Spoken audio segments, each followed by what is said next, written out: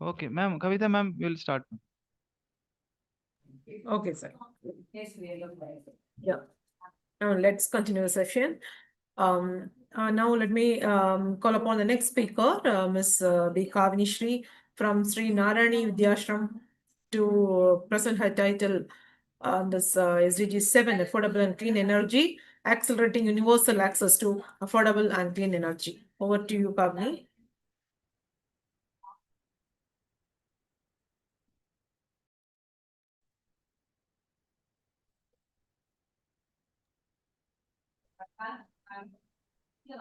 Hello. Yes, Kavinishri. Can you hear me, ma'am? Yeah, I can hear you. Please keep it in a full screen, ma. Yes, ma'am. Can you see my screen, ma'am? Yes. Yeah, fine. Proceed. Okay, ma'am. So good afternoon to everyone present here. It is my honor to be here. My name is B. Kavnishri and I'm from the school Sri Narayani Vidyashram CBSE, Velur, Tamil Nadu. And today I'm here to present about SDG goal number 7, affordable and clean energy, on the topic accelerating universal access to affordable and clean energy. So first of all, let us try to understand what is SDG 7. SDG 7 has stated as affordable and clean energy.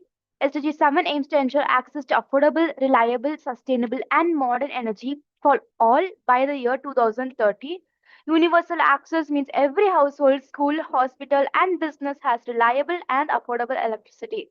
It is very important in India because it supports both urban and rural development and also improves the quality of life and reduces energy poverty.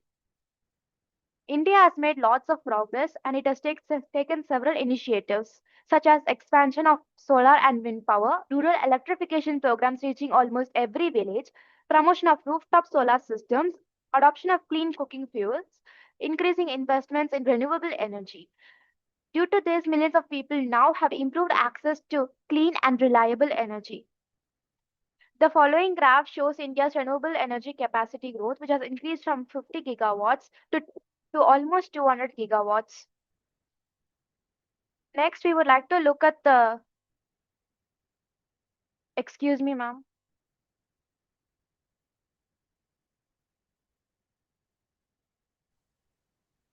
My apologies. Rural electrification programs in India. And India has given two programs. They are Deen Dayal Upadhyay Gram Jyoti Yojana, DDUGJY, strengthen rural electricity infrastructure by extending power lines, improving distribution networks, and supporting agriculture and household electricity feeders. Building on this, the Pradhan Mantri Sahaj Bijli Har Ghar Yojana Bagya provided free electricity connections to millions of households, helping achieve near universal household electrification. This has also helped development in rural areas.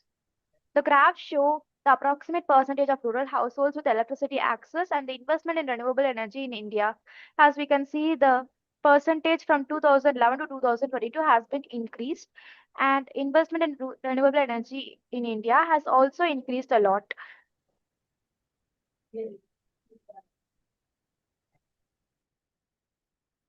Next is solar and wind energy. India has expanded solar and wind power through a combination of government policies, private investment, and large-scale renewable energy projects. Some of them are given here in this slide. So the National Solar Mission of 2010 was launched to promote solar energy across the country.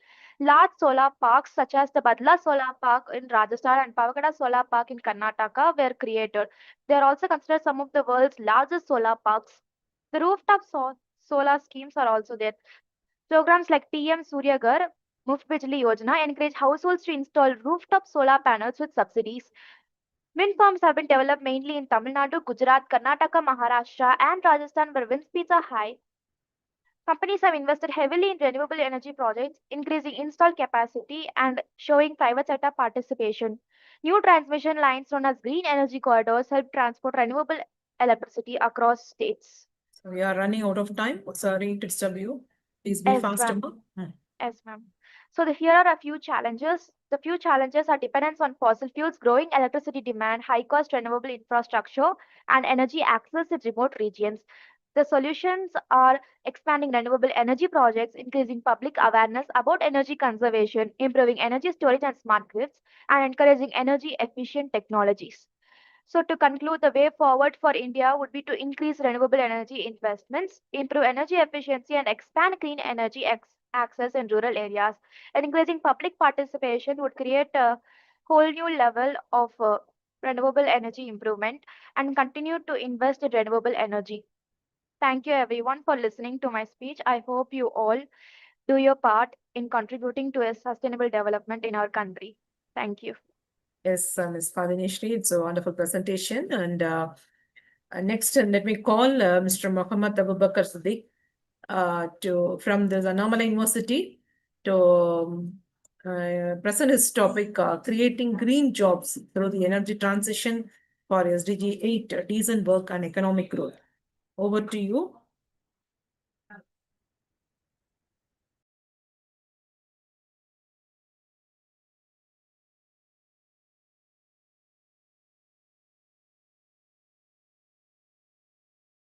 Mr. Abubakar Siddiq.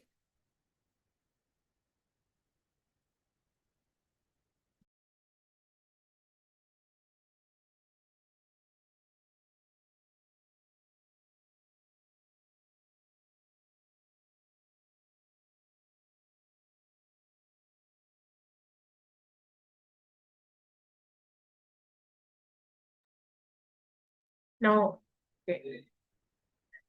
So I hope some issues for him. Now let me call the next presenter, Mr. Tushar Seti from Bhagwan Parshuram Institute of Technology to present this topic, SDG 9, Industry Innovation Infrastructure. This title, Driving Innovation Through Sustainable Energy. Over to you.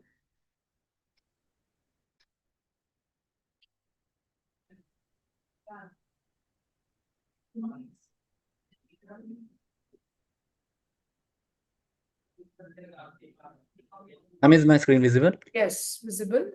You're audible also. Okay, ma'am. Good afternoon to one and all present here. I am Tushar Sethi from Bhagwan Pashuram Institute of Technology, Delhi, India. And today I'll be speaking on the topic Driving Innovation Through Sustainable Energy under SDG 9, Industry Innovation and Infrastructure. As the world faces increasing energy demands and climate challenges, sustainable energy has become more important than ever. It is not only helping protect our environment, but also driving innovation, strengthening industries, and building resilient infrastructure. Through this presentation, I'll discuss how sustainable energy and innovation can help create a greener, cleaner, and more sustainable future. Sustainable energy is the backbone of modern industries and infrastructure. It provides reliable and clean power that enables businesses, communities, and economics to grow while protecting the environment. Clean energy reduces greenhouse gas emissions while supporting economic growth. Reliable energy also enables innovation in technology and manufacturing by improving efficiency and reducing environmental impact. Renewable energy is also creating opportunities for green industries, sustainable businesses, and new employment opportunities. In simple words, we can say that sustainable energy is not just powering our homes, it's powering innovation and creating the foundation for a resilient future. Innovation is playing a key role in accelerating the transition towards sustainable energy. Artificial intelligence helps industries optimize energy consumption through smart monitoring and predictive analysis, making operations more efficient. Smart grids improve electricity distribution, reduce energy losses, and provide a reliable power supply. Green hydrogen is emerging as a clean fuel alternative for industries and help and heavy transportation, reducing carbon emissions. Electric vehicles are transforming transportation by reducing greenhouse gas emissions and reduce dependence on fossil fuels. Finally, smart manufacturing automation uses automation, industry of Internet of Things, and data analytics to improve productivity while minimizing energy consumption and waste. Together, these innovations are making industries cleaner, smarter, and more sustainable. Despite this remarkable progress, we have some several challenges that continue to slow the transition towards sustainable energy. Many industries still depend heavily on fossil fuels such as coal, oil, and natural gas, which contribute significantly to carbon emissions. Developing renewable energy infrastructure requires substantial investment on long-term planning, making adoption difficult in many regions. Unequal access to energy, clean energy, remains another challenge, especially in developing regions where affordable and reliable energy is still limited. Climate change and the increasing global demand for energy makes sustainable development even more challenging. In addition, limited investment and technology sharing between the countries can slow the adoption of innovative energy solutions. Although these challenges are significant, they also provide opportunities for innovation and global cooperation. We must continue in investing in renewable energy resources such as solar, wind, hydro, and green hydrogen to reduce our dependence on fossil fuels. Governments, industries, and research institutions should encourage innovation and support the development of cleaner and more efficient technologies. Building smart infrastructure, including smart grids, energy efficient industries, and sustainable transportation systems, can improve efficiency and resilience. Global partnerships are equally important. By sharing knowledge, technology, and investment, countries can accelerate the transition towards sustainable energy. Sorry to interrupt, please fast, ma. Yeah, ma'am. So finally, empowering young engineers, researchers, and entrepreneurs will help ensure the future innovations continue to drive sustainable development. So thank you all for your time and attention. That's all about from myself. Yeah, thank you so much, Tisher. It's a very wonderful presentation. Now let me call the next presenter, Mr. Omkar Vittal Shinde from Shivaji University on the topic reducing inequalities through equitable energy access. Over to you. Okay, ma'am. Am I audible to you, ma'am? Yes, you are audible. Okay, ma'am. I'm sharing the screen.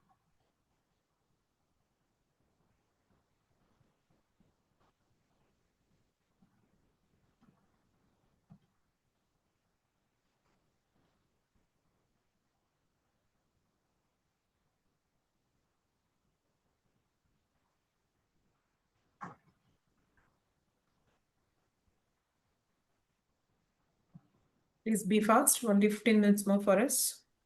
Okay, ma'am. Okay, ma'am.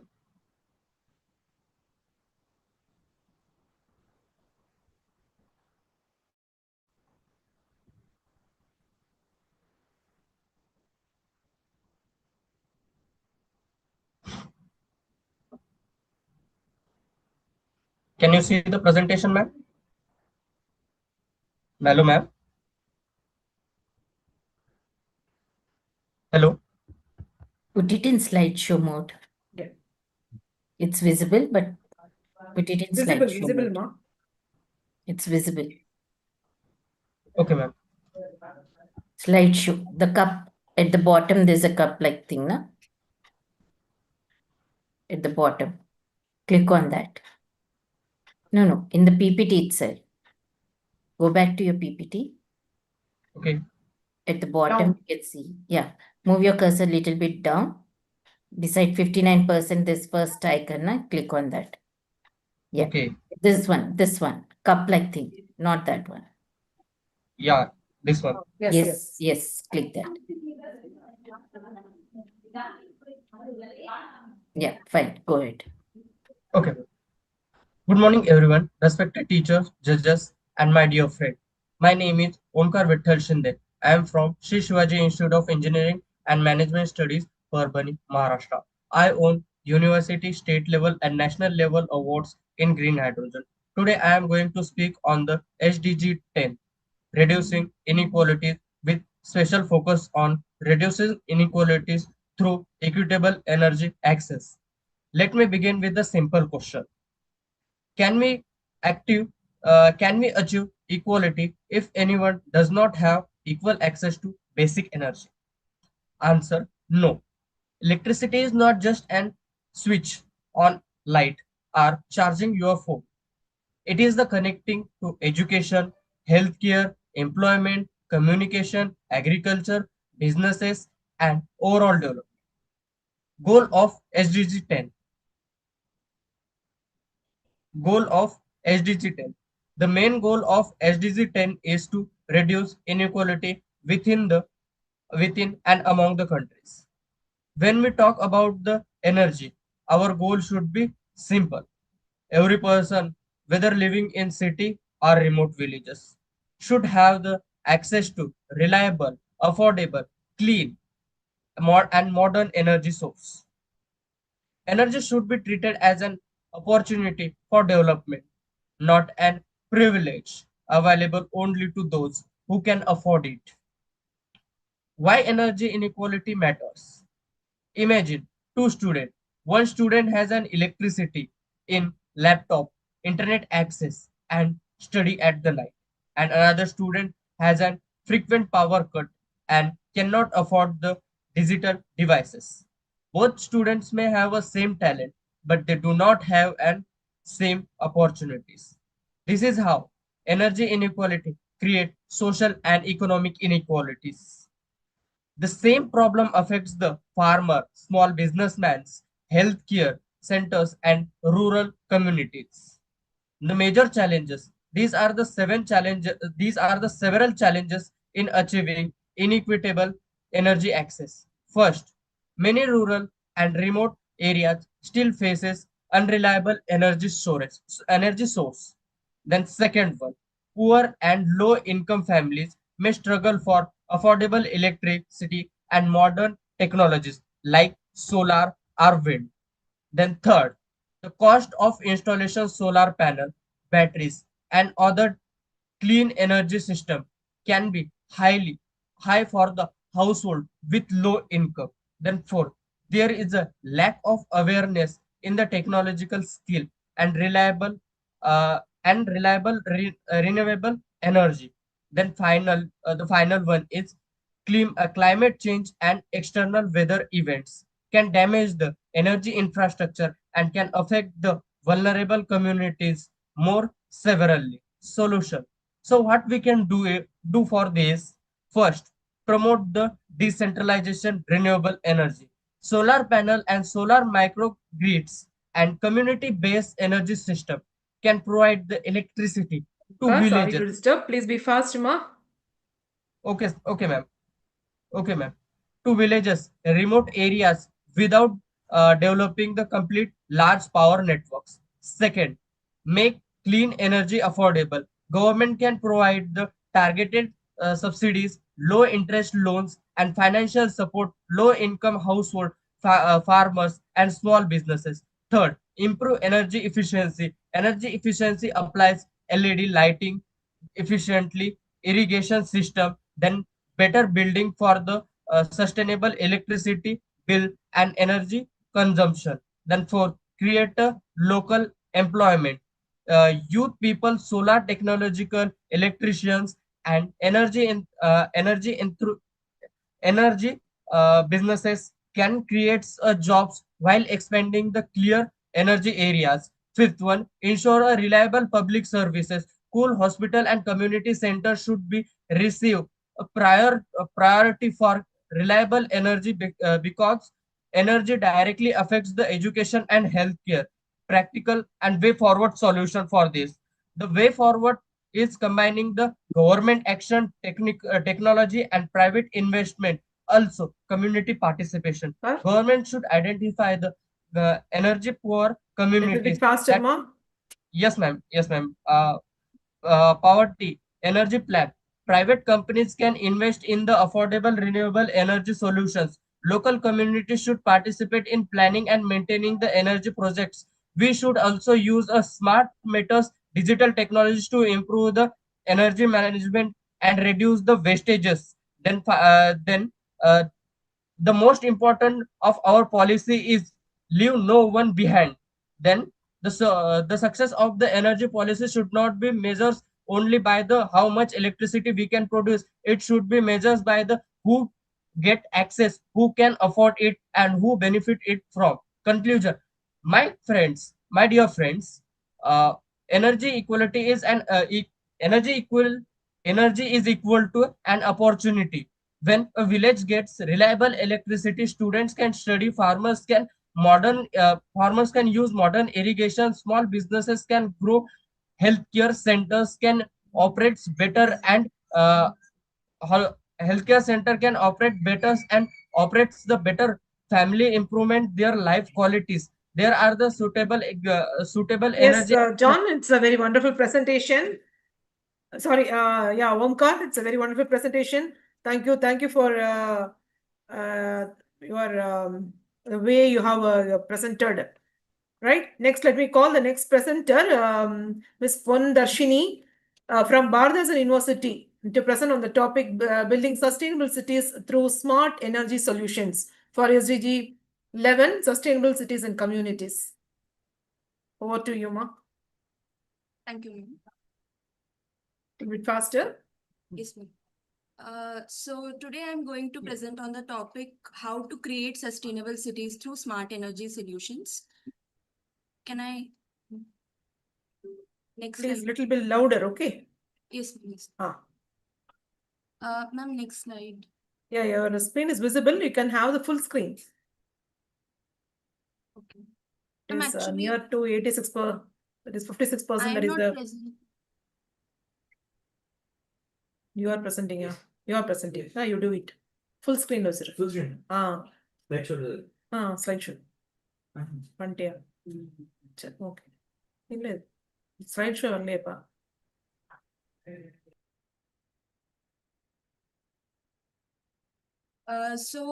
First, SDG 11 basically means creating sustainable cities and communities to make our cities more safe, resilient, and sustainable by ensuring access to affordable housing, sustainable transport, clean energy, and resilient urban infrastructure.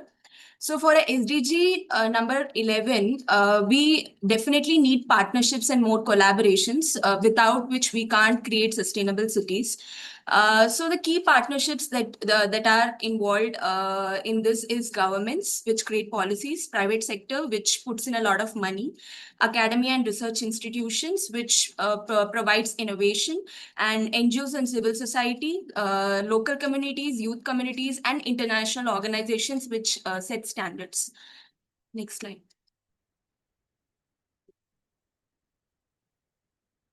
Ma'am, next slide.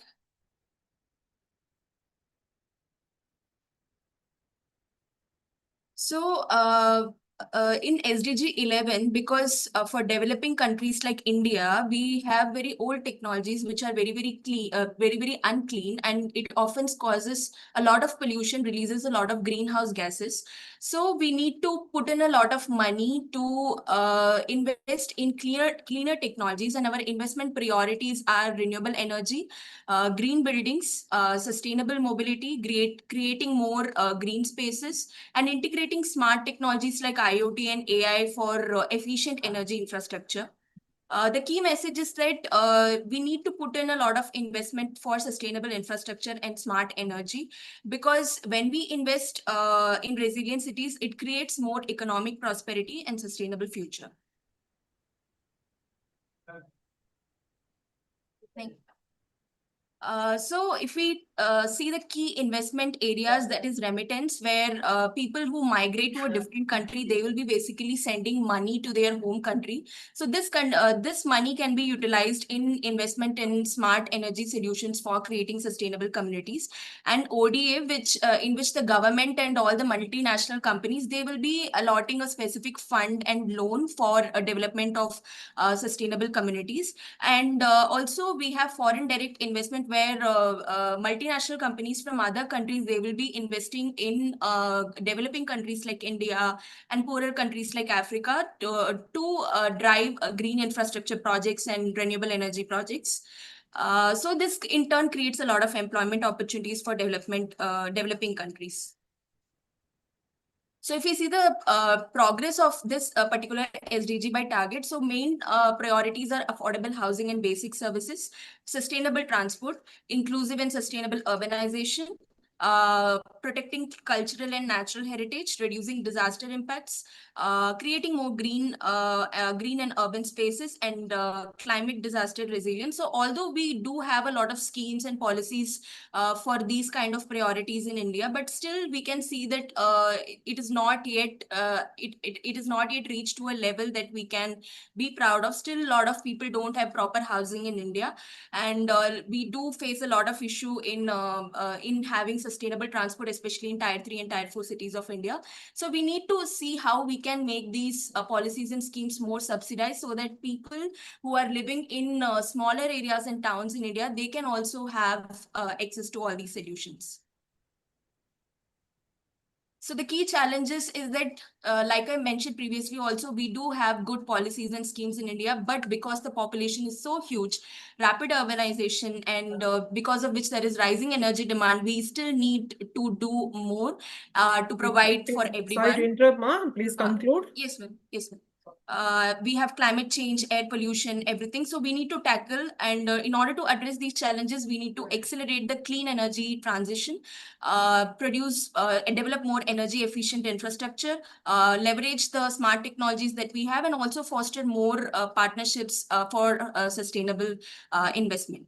So I want to conclude my presentation by posing a key idea that the future of sustainable cities is by integrating clean energy, smart technologies, resilient infrastructure, and inclusive partnerships to create cities that are more safe, low carbon, and livable for all.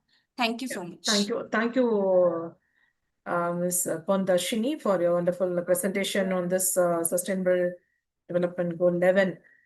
Now, let me call the next presenter, Ms. Sri Dhanvi from Sastra Deemed University, on this topic, promoting responsible consumption through energy efficiency for this SDG 12, responsible consumption and production. Over to you. Shall I present my screen, ma'am? Yes, ma'am.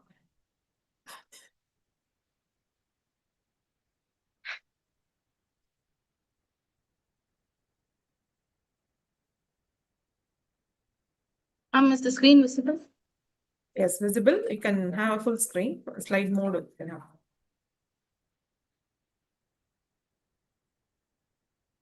Is it visible, ma'am? Yes, yes. Proceed, please. Little Okay. bit faster. So, good afternoon, everyone. So this is Sri Dhanvi Purushothaman. So I'm currently pursuing my final year civil engineering at Sastra Deemed University. So my topic for the day is SDG 12, responsible consumption through energy efficiency. So when we talk about sustainability, we often hear one simple message: consume less. But what if we have like a better question? Can we achieve the same results while using fewer resources? So that's the idea behind energy efficiency. So I'll be talking about SDG 12. So energy efficiency, it refers to doing the same job with less energy. It is different from simply conserving energy. Conservation may mean reducing our usage, while efficiency means improving how effectively we use energy. A simple example is like an LED lighting. We don't need to reduce the amount of light we use. We just simply use a technology that provides the same energy with less electricity. The same principle applies to efficient appliances, green buildings, and industrial equipment. The result is simple: lower energy costs, lower emissions, and better resource efficiency. So why does this matter? As the global energy demand continues to increase, the energy-related activities contribute significantly higher to the greenhouse gas emissions. So energy efficiency allows us to maintain the same level of comfort, productivity, and performance while reducing the energy required. So this means that fewer emissions, conservation of natural resources, lower costs, and greater energy security. In other words, we always need not produce more energy. We just simply need to waste less of the energy we already produce. So the energy efficiency across key sectors is that in households, we can use LED lighting and energy efficient practices. In commercial appliances, smart lighting and efficient HVAC systems. In industry, high efficiency motors and waste heat recovery. In buildings, we could use passive design, insulation, and double glazing. And in transportation, electric mobility and efficient public transport can reduce energy use. So while each improvement may seem small, their combined impact can be enormous. So how does this relate to driving SDG 12? Energy efficiency promotes responsible consumption by reducing energy demand while maximizing resource utilization. So every building we operate, every product we manufacture, and almost every service we use requires energy. So when we reduce unnecessary energy consumption, we also reduce the resources and emissions associated with that consumption.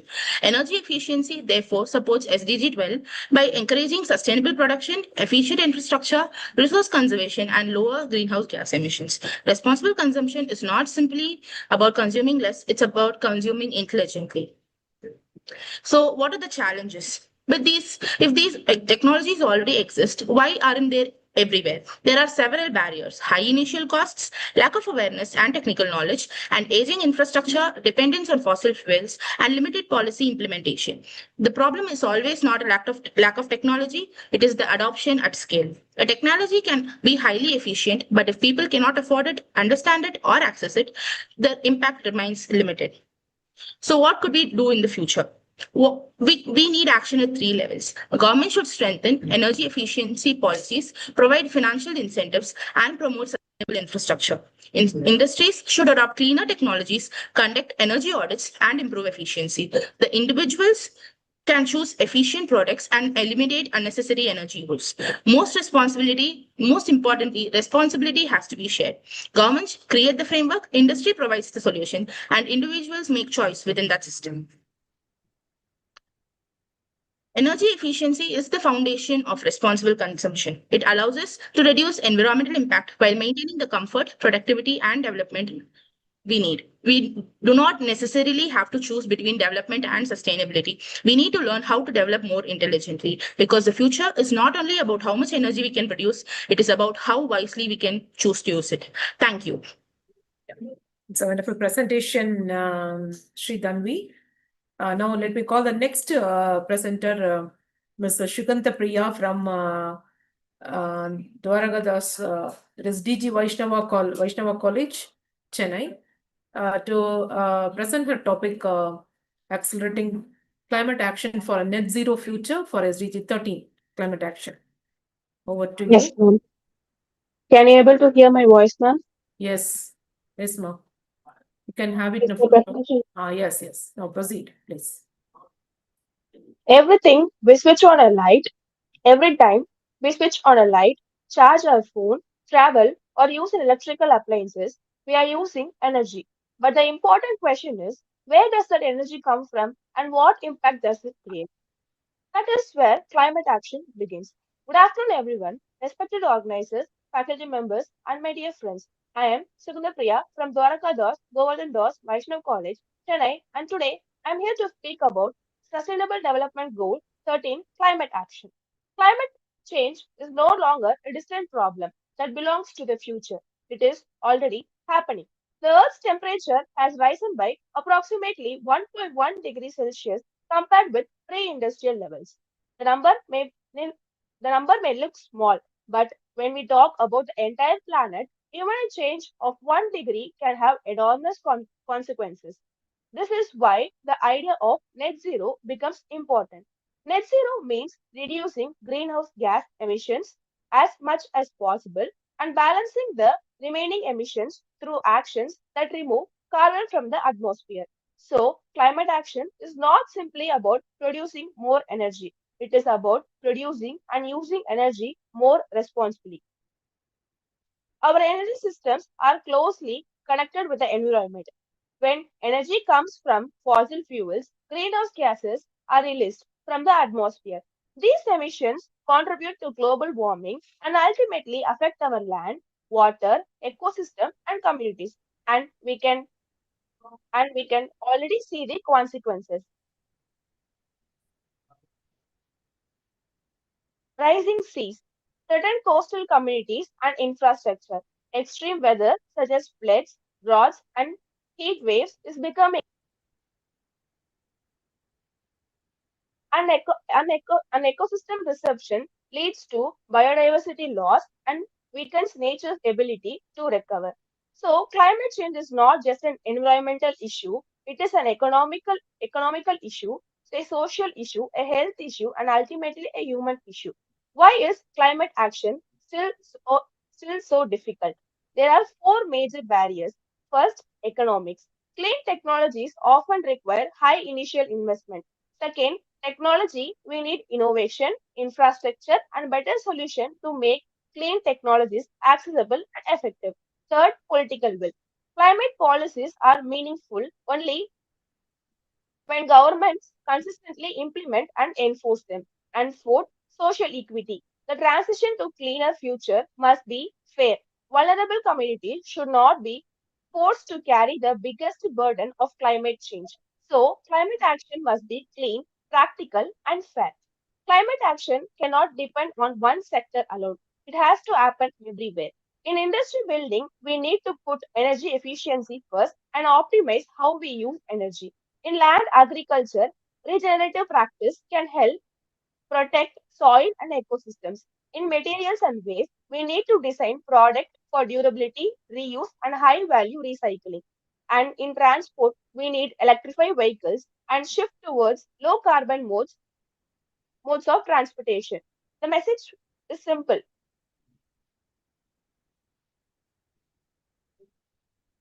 We don't we don't just need more energy. We need smarter energy use. What can I do? What can do? Climate action doesn't always require a huge invention. Sometimes it begins with very small decisions. Switching off unused lights and fans, walking, recycling, or using public transport whenever possible. Planting and protecting trees, following the principle of reduce, reuse, and recycle. Saving water and electricity and supporting renewable energy. But individual action alone is not enough. We also need collective action. Government need strong climate policies. Industries need to adapt green technologies. Businesses need sustainable practices, and communities need awareness and participation. When individual action and collective action come together, small changes can create a much larger impact. I would like to end with a thought. We did not inherit the earth from our ancestors. We borrowed it from future generations. The earth we leave behind will be the result of the choices we make today. SDG 13 is not asking us to completely change our lives overnight. It is asking us to become more responsible about the choices we make. So let us not wait for climate change to become to become an even bigger crisis. Let us act today. Because climate action is not only about protecting the planet, it is about protecting our future. Thank you. Yes, it's an excellent presentation, Shukanta, Priya.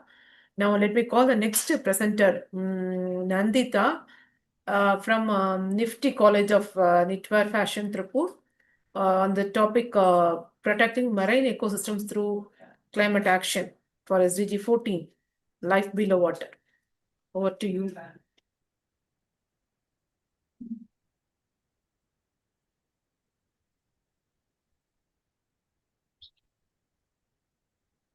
Nandita, a little bit fast, ma'am.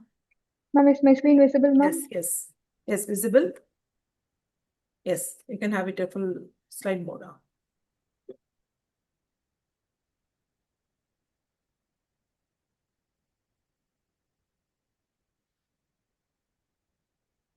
Good afternoon to all. I'm Nandita from Nifty College of Knitwear Fashion. Today I'm going to present SDG goal number 14, life below water, protecting marine ecosystem through climate action. So first, let me know what marine ecosystem means. Marine ecosystem is the community where marine animals and other marine species live together. They include coral reefs, mangroves, seagrass, and oceans. They cover about 71% We are running, of sorry to disturb you. We are running out of time. Please be fast, ma. Okay, ma'am. Ocean cover over 71% of Earth's surface. They produce nearly 50% of the oxygen we breathe. They do it through the small plant organism called as phytoplankton. They absorb over 30% of global carbon dioxide emission. What climate action means, it reduces the harmful effects of climate change and helps us to adapt to its impacts. Now, protecting marine ecosystem is essential for a sustainable We'll change future. the slide also. Slide can be changed. Yes. Now let us see the threats and impacts on marine ecosystem. The first threat is ocean warming. Because of the rising temperature, the marine animals get stressed. Because of this, coral bleaching happens and reef destruction happens.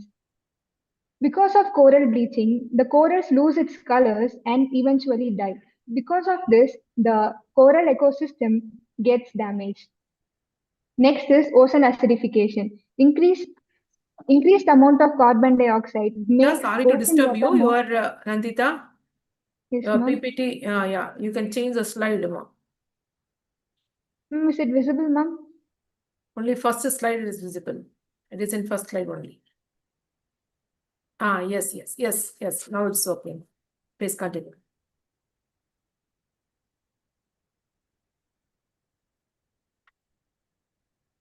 Yes, please proceed. So next is sea level rise. Because of melting ice and thermal expansion, the sea level gets rise. Because of this, many marine species transfer to cooler areas.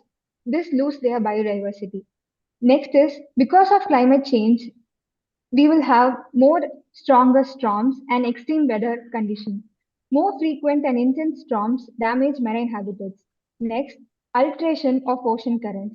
Altered ocean currents affects temperature, nutrients, and species movement. Because of this, the aquatic animals get disturbed.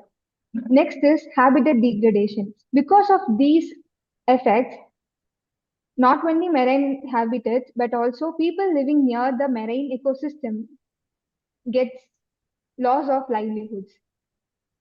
Next is climate action strategies for marine ecosystem protection. So the first main strategy is to reduce greenhouse gas emission. Because of the carbon emission, greenhouse gas is emitted more. Because of this, global warming increases. Next, shift to renewable energy sources. We have to use solar, wind, and hydro power energy to reduce dependence on fossil fuels. Next is restoring coral Please reefs, be fast, mangroves. ma.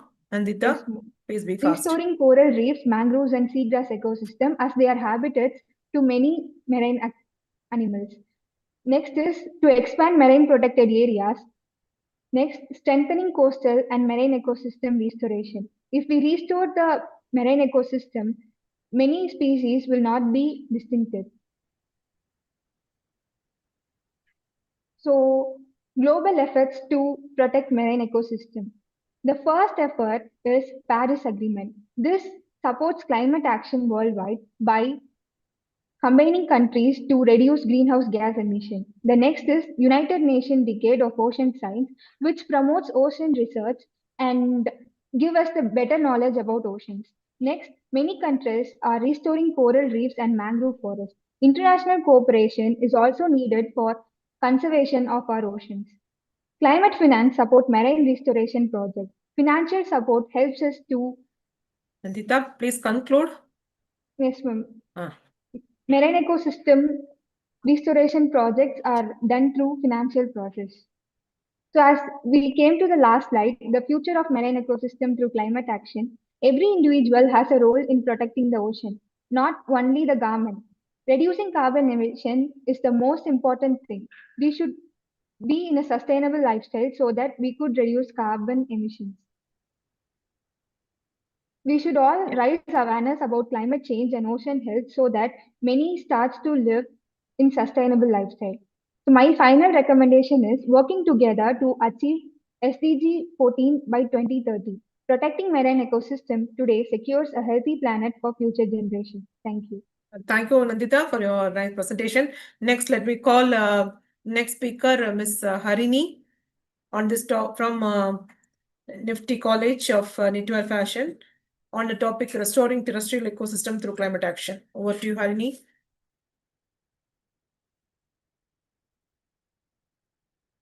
Harini, a little bit faster.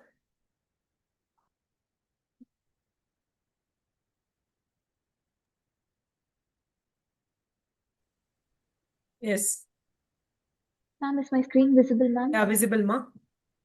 Keep it in a full screen and start presenting. Please be fast. We are running out of time. Okay, ma'am. Two Good more has to afternoon, present. respected dignitaries, judges, and everyone present here today. I'm Harni from Nifty College of Mitra Fashion, Tirupur. I'm here to speak about Sustainable Development Goal 15, which is life on land, restoring terrestrial ecosystem through climate action. Let me begin with a simple thought. What happens when forest disappears? Soil loses its life, and biodiversity slowly decreases. We not only lose our trees, we ultimately lose our future. So, to prevent that and protect our life on land, let us now explore how technology and climate action work together to protect life on land. The theme of the event is Energy Without Borders, which means making clean, affordable, and sustainable energy accessible to every community while protecting nature. And how it works: clean energy such as solar cookstoves and biogas reduce the need to cut trees for fuel. And solar powered irrigation systems helps restore degraded land and supports agriculture even in dry regions. Clean energy supports forest monitoring system, anti-poaching technology, and ecotourism, protecting wildlife. And finally, renewable energy can create sustainable livelihood without clearing the forest. Healthy land can create stable climate, and clean energy helps us to protect that healthy land. Although we know the importance of protecting our nature, we are facing several challenges still today. Illegal logging destroys forest. For that, AI drones and satellite monitoring can detect forest destruction in real time.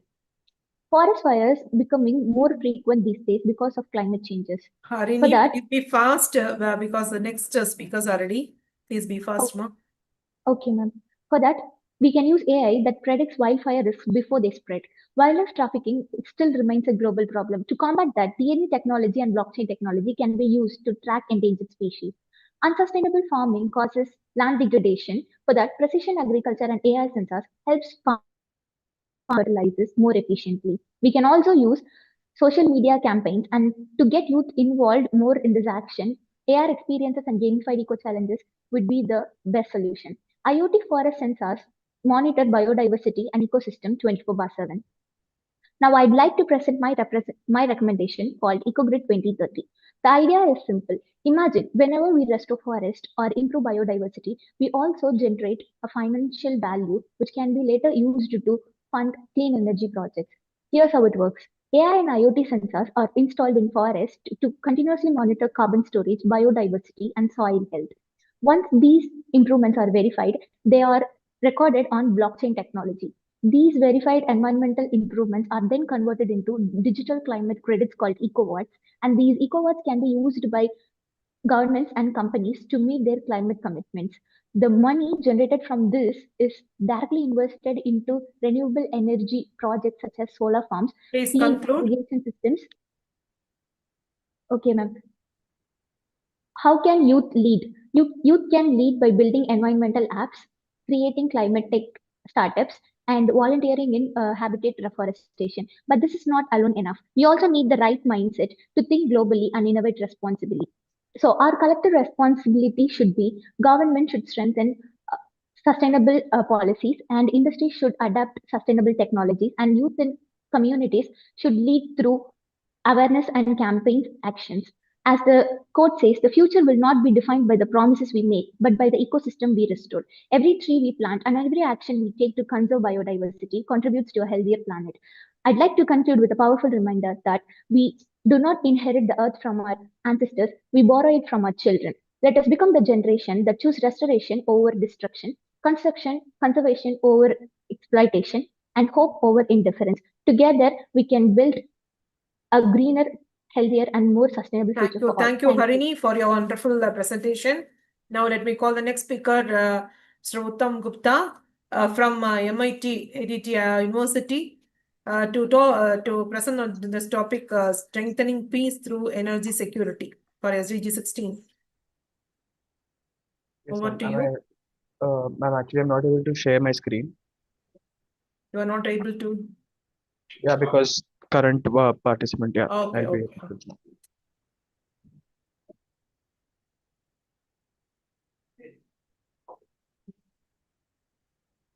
Okay, ma'am, is my screen visible? Hello. Yes, yes, yeah. Keep it in a full slide mode. Yes, ma'am, sure. Be fast. The next speakers are ready. No. So good Yes, afternoon, Ma, everyone. yes. Please proceed. Good afternoon, everyone. Our topic for today is peace, justice, and strong institution that focuses with a focus on strengthening peace through energy security. So my central idea is that energy security is not only an infrastructure issue, but reliable energy supports healthcare, education, governance, and emergency services as well. Therefore, the resilient energy systems can contribute to a stronger institution and more stable communities.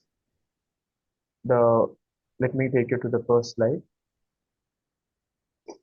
So to begin with, we looked at why the investment energy security is important for peace and strong institutions. Reliable energy is quite essential for functioning of all the critical services like the hospitals, they do need uninterrupted electricity. The schools, they depend on reliable power, and the governments, they increasingly rely on digital infrastructure.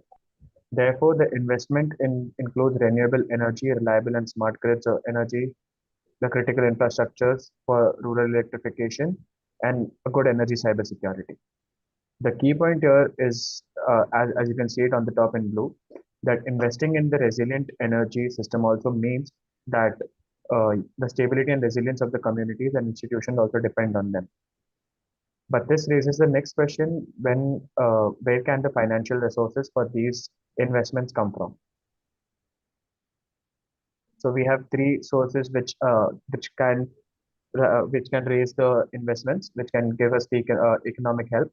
Starting with the remittances. The remittances, they basically support the household level importance, and which includes the solar systems, the clean cooking Gupta, strategies. please be fast and be fast, Ma. Coming to the next part is remittances, ODAs, and foreign direct investments. ODAs can basically support development-oriented projects and modernization, whereas foreign direct investments can be helping in the private capital and expertise of renewable energies. Next is seeing towards the target. How is this benefiting SDG 16 is first, it also ensures the peace and stability because the reliable energy reduces the disruptions, whereas in the institutional effectiveness, there is uninterrupted power, which strengthens the public services and electricity as well. Then comes the inclusive communities, which has good energy access, which reduces to the regional inequality. And coming to the fourth one is the justice and emergency services, which depends on reliable infrastructure during both normal operations and crisis. And finally, the sustainable development. So sustainable development completely depends on clean and resilient energy that will be supporting the social and economic goals. Coming to the main challenges that we face across this thing is, the first is energy poverty, which is again, many communities still lack the reliable access. The grids that are already present are quite aging right now, and there are cybersecurity continuous which also increases. At the same time, the financial gaps also pose a big problem. Where after that we also have the climate risk, which extreme climatic events can disrupt energy and supply. Coming on to the next one is so basically these are the challenges, and these challenges show a relationship that whenever energy systems are vulnerable, the institutions and the essential services depend on them and can stop functioning because of these challenges. The solutions to address such challenges are to have a decentralized renewable energy source, which will be improving the access, the smart grid to prevent the aging of the grids, Kindly energy conclude, Pa. cybersecurity. Kindly conclude. Yes, ma'am. I'm on my last slide. I'll be finishing it quite soon. So energy cybersecurity ensures to protect the critical infrastructure, and we also need innovative financing, which will be helping in the resilient infrastructures based on climates and the protected and decentralized energy system.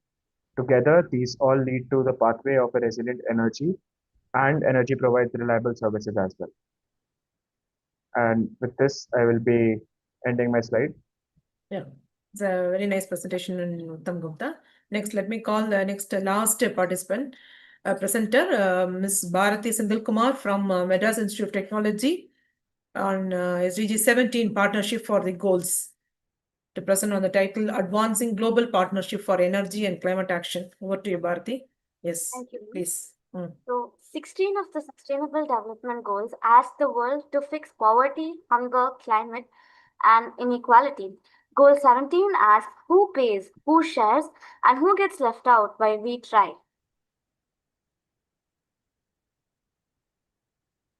So SDG 17 is the only goal the UN reviews at its high-level political forum every single year because it's the load-bearing wall. Take away finance, technology, trade, or data, and every other goal stalls. Here's where we stand. In 2025, official aid fell 23.1%, the largest annual drop ever recorded. Meanwhile, migrant workers quietly sent over $687 billion home to their families in 2024, almost 4 times all the official aid combined. The people financing goal development right now aren't finance ministers. They are construction workers and nurses wiring money one paycheck at a time. And foreign investment at $877 billion sounds huge until you learn 3 in 4 of the world's least developed countries saw it stagnate or shrink. The money is moving. It isn't just reaching the countries that need it the most. The pattern repeats everywhere. Developing countries now owe a record of $8.9 trillion in debt, and for the third year running, they are paying out more than they receive. Nearly 3 quarters of the world is online, but only 34% in the least developed countries. Aid retreating investment, bypassing debt crushing, connectivity lagging, and 5 compounding failures, each making others harder to fix. Partnership was never only a government's job. We diversify financing beyond aid. We target investment where it's needed. We restructure debt around outcomes, and we close the digital divide. And as Sorry to disturb you, Bharati. A little bit faster, fast. The one thing I care about the most is we stop treating innovation as something to sell and start treating it as something to share. Open data, open tools, and reaching the students the system currently skips. 17 goals, 1 partnership. The data stays under its strain. The response is on all of us. Thank you, Bharati. Thank you. It's a wonderful presentation. Now, on behalf of all the organizers, I extend my sincere appreciation to all the 17 speakers from across India for sharing their valuable ideas and perspectives. My heartfelt thanks to all the participants, faculty members, the researchers, mentors, and organizers who made this session a meaningful one. And a special appreciation to every speaker who stood before us today and said in their own way, they have an idea. I am ready to make a difference. Let's continue to encourage that spirit. With that, officially, I conclude this SDG for Energy youth pitch presentation. Thank you all for your valuable participation. Thank you. Thank you, ma'am. So we would like to invite Dr. F. Fariza, so the head of the URA IGEN Green Circle and secretary to go for the concluding session of URA.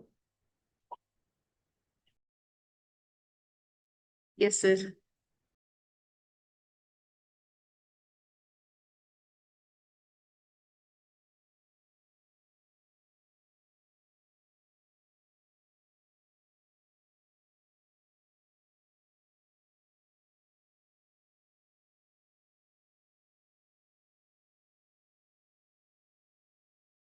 Priyadarshini, you can unmute and talk now. Am I audible, sir? Yes, yes. Yes. Good evening, respected dignitaries, distinguished speakers, members of United Religions Initiative, Cooperation Circle leaders, academicians, climate champions, youth leaders, and participants joining across the globe. It gives me an immense pleasure to welcome each one of you to today's URI Global Green Action Recommendation 2026, a global platform where cooperation circles from around the world come together to share ideas, inspire action, and strengthen our collective commitment towards peace, sustainability, and environmental stewardship. I'm Ms. Priyadarshini, Student Coordinator, Second Year, Department of Biomedical Engineering, Dr. MGR Educational and Research Institute, and it is my privilege to serve as a moderator for today's international session.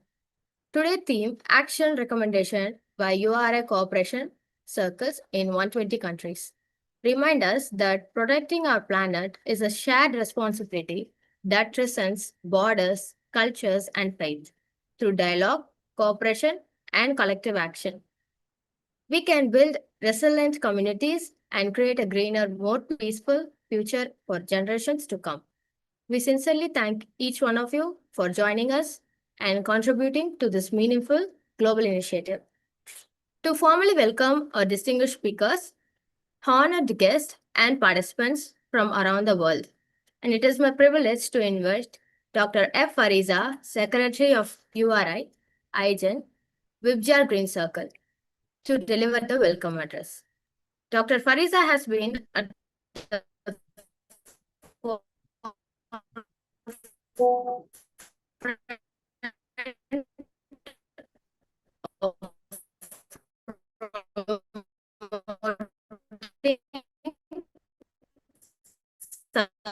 sustainability, interfaith collaboration, and global educational initiatives, and unwavering and community engagement across borders. Ladies and gentlemen, please deliver the welcome address. We welcome you, ma'am. A warm good afternoon to one and all present here, respected speakers, distinguished leaders of URA Corporation Circles, eminent academicians, researchers, faculty members, youth leaders, participants from around the world, ladies and gentlemen, a very good evening to one and all present here. It gives me immense pleasure and a profound sense of gratitude to warmly welcome each one of you to the URA Global Green Action Recommendation 2026, organized under the inspiring theme, Action Recommendation by URA Corporation Circles in 120 countries. On behalf of the URICC IGEN Vibjar Green Circle, I extend my heartfelt welcome to all our distinguished speakers, honored guests, and participants joining from different parts of the world. Your gracious presence reflects our shared commitment to fostering peace, environmental stewardship, interfaith harmony, and sustainable development through dialogue, collaboration, and meaningful action. Today's program is closely aligned with the United Nations Sustainable Development Goals, particularly SDG Goal number 7, Affordable and Clean Energy, SDG Goal number 11, Sustainable Cities and Communities, SDG Goal number 12, Responsible Consumption and Production, SDG Goal number 13, Climate Action, SDG Goal number 16, Peace, Justice and Strong Institution, SDG Goal number 17, Partnership for the Goals. These goals reminds us that sustainable development can only be achieved through collective responsibilities, innovation, inclusive partnership, and a shared vision for peaceful and sustainable future. Together, we gather not merely to exchange ideas, but to strengthen a global movement dedicated to protecting our planet and promoting harmony among people of all faith and culture. Environmental challenges such as climate change, diversity loss, pollution, resource depletion, and energy insecurity affect every nation. They remind us that our future depends on shared knowledge, collaborative leadership, and united action. These recommendations emerging from today's deliberations have the potential to inspire URI Corporation Circles across 120 countries, empowering communities to take meaningful action that contributes to a more peaceful, resilient, and sustainable world. We are deeply honored to have with us an outstanding panel of experts and practitioners whose work has created lasting impacts in the field of peace building, environmental sustainability, renewable energy, climate justice, human resource development, and grassroots community engagement. It is our privilege to warmly welcome Mr. Deepak Kumar, Communication and Training Officer, United Religions Initiative, East India, who has graciously accepted our invitation, and he will be delivering the valedictory address for today's program. We extend a warm welcome to Mr. Dofa Francis, whose inspiring work in youth leadership and community-based climate action in Nigeria demonstrates how grassroots initiative can create meaningful and lasting environmental changes. Our heartfelt appreciation goes to Mr. Faisal Ilyas, whose remarkable contributions to peace building, interfaith dialogue, and sustainable development continue to inspire inclusive leadership and global cooperation. We are privileged to welcome Dr. Harosha Himali, whose extensive expertise in environmental sustainability, circular economy, industrial decarbonization, and energy management provides valuable insight into building greener, more resilient, and sustainable societies.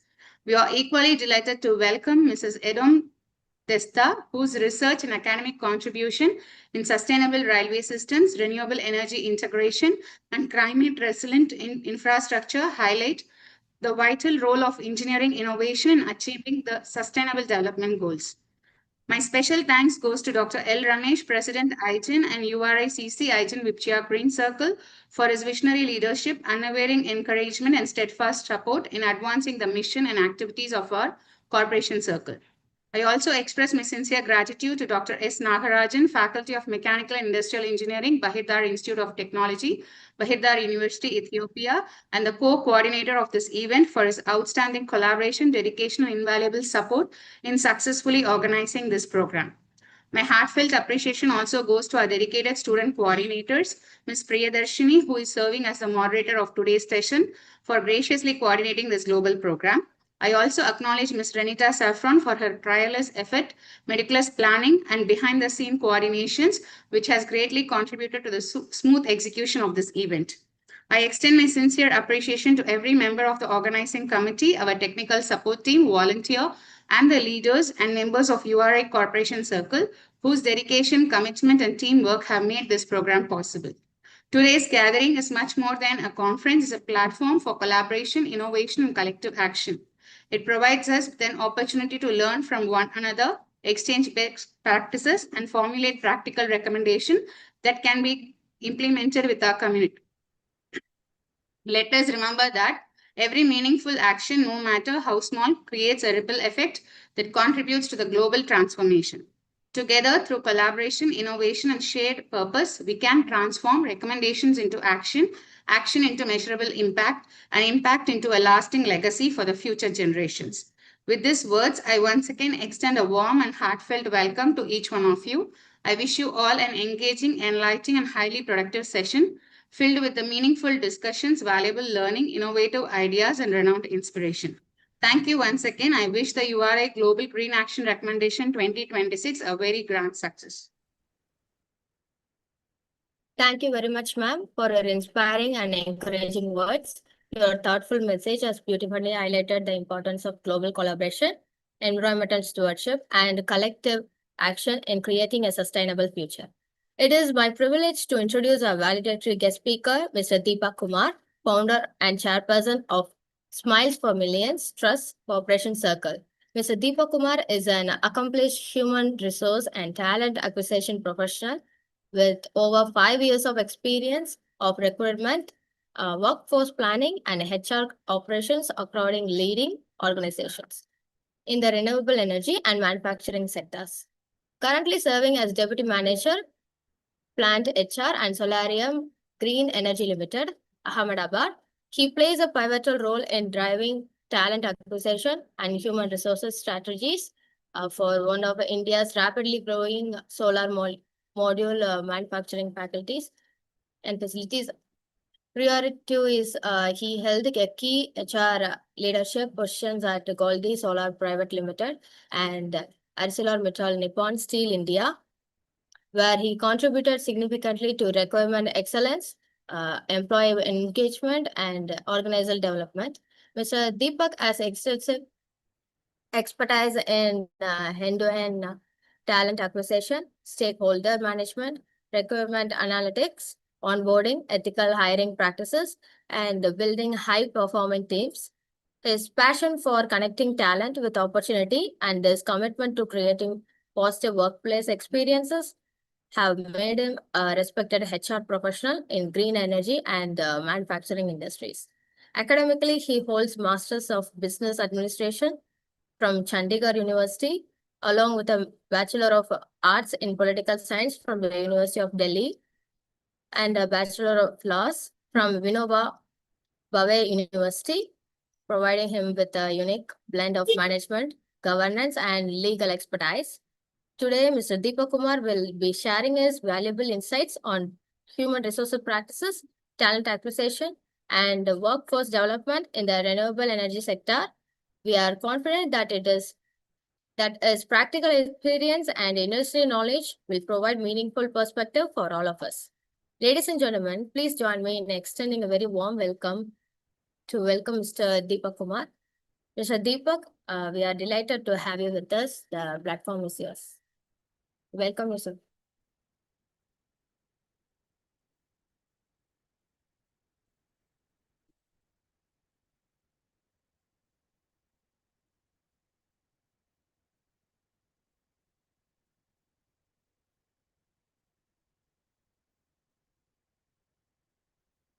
Mr. Deepak Kumar, sir.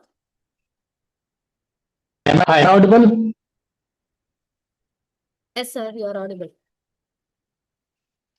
Thank you very much. So, respected URI leaders, distinguished cooperation circle representatives, interfaith leaders, friends, and fellow mates from all across the globe. So, today I'm going to speak on behalf of URI, United Religions Initiative, which is working in 120 countries, as already discussed with many of our friends. And apart from that, URI is working with more than 1,300 organizations all across the globe. And it is an honor to be the part of this URI Global Session 2026 on energy without borders, interfaith unity for the sustainable communities. So this is very important to understand that how URI Charter speaks about the culture of peace, justice, and healing for all over the world, for the human and living creatures. So energy is not merely an engineering issue, but it is a human issue as well. So development nowadays going on, and development is an issue which is created by the human being, and then increasing justice for this is very, very important. So the topic which IGEN has given to us, energy without border, is very, very important. Since URI is working in 120 plus countries with the 1,300 organizations, so this is very important how we are coming up with the faith, science, technologies, communities, young people, and government and other stakeholders. So as we all know that the whole world is connected with the United Nations Sustainable Development Goals, and especially the goals which Dr. Freja was already discussing about SDG 7, SDG 1, and SDG 3, SDG 4, 5, 11, and 12, which is very, very important. But one goal which is important, that is SDG 17. That is what URI is sending all across the globe. URI is connecting all the grassroots levels organization, all the grassroots people, especially we are connected with the tribal people, we are connected with the globally with different religions. And the concept of URI, United Religions Initiative, it means to unite all the religions for the single thing, that is humanity. And through the help of URI, we can connect the world, and energy without border is something, as we have also seen one organization, that is Doctor Without Borders.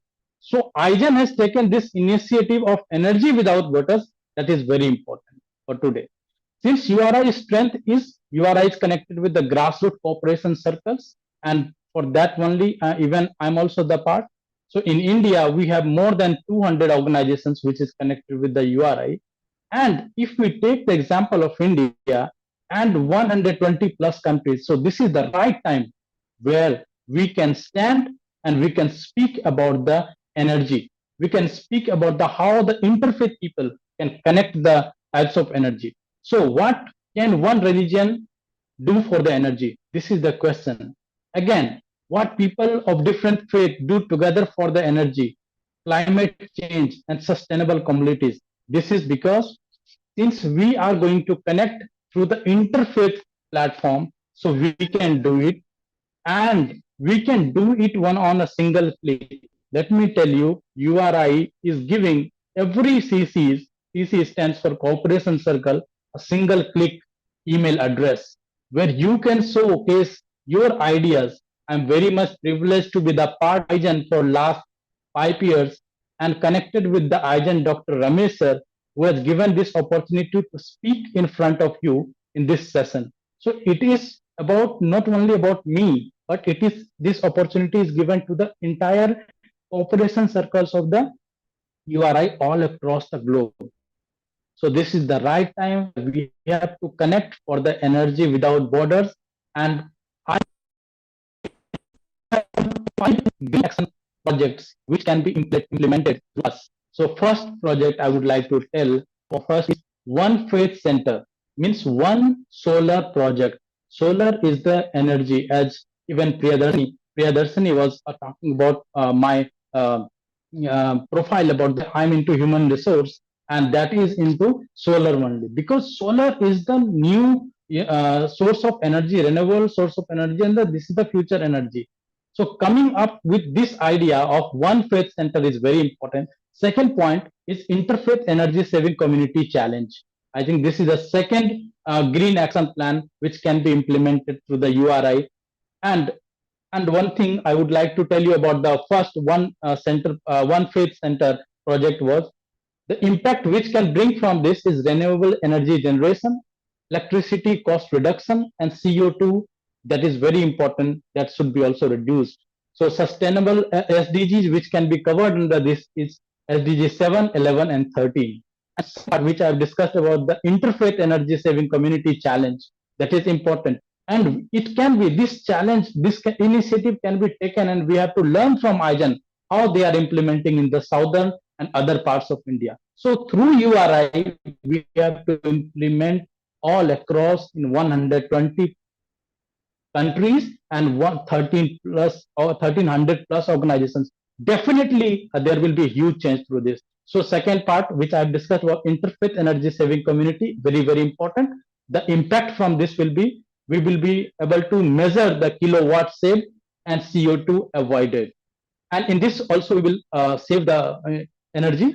And apart from that, the third project which is coming up is one cooperation circle, one sustainable community, which is very important, where we come up with creating impact or creating a visible local sustainability model that can replicate globally, and which will also cover the sustainable development goals like 6, 7, 11, 12, 13, and 15. And fourth, which is very, very important, the green action project, which we can take the initiative, that is interfaith youth green energy ambassadors.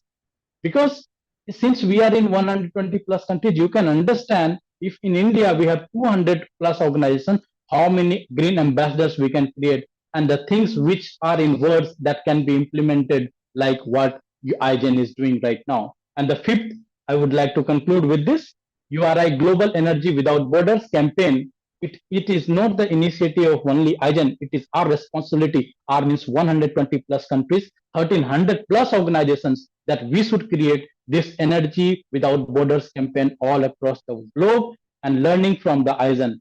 So this will impact and create a global interfaith green action movement all across the world, which will cover the sustainable development goals 7, 13, and 16, and 17.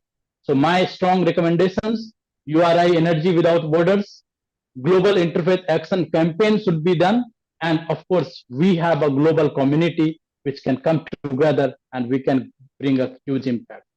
Thank you very much. Thank you from the entire URI team. Thank you, IGEN, for organizing with this such a wonderful implementing session and grassroots organization. Thank you. Now you want to join. I will send the link now. Okay.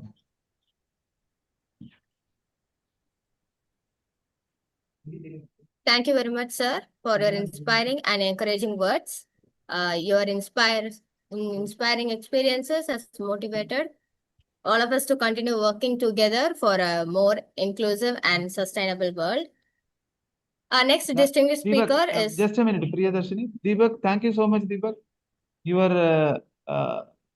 Deepak, thank you so much for your support, which you had collaborated with IGEN 3-4 years back, and through you we had connected Birjan ma'am.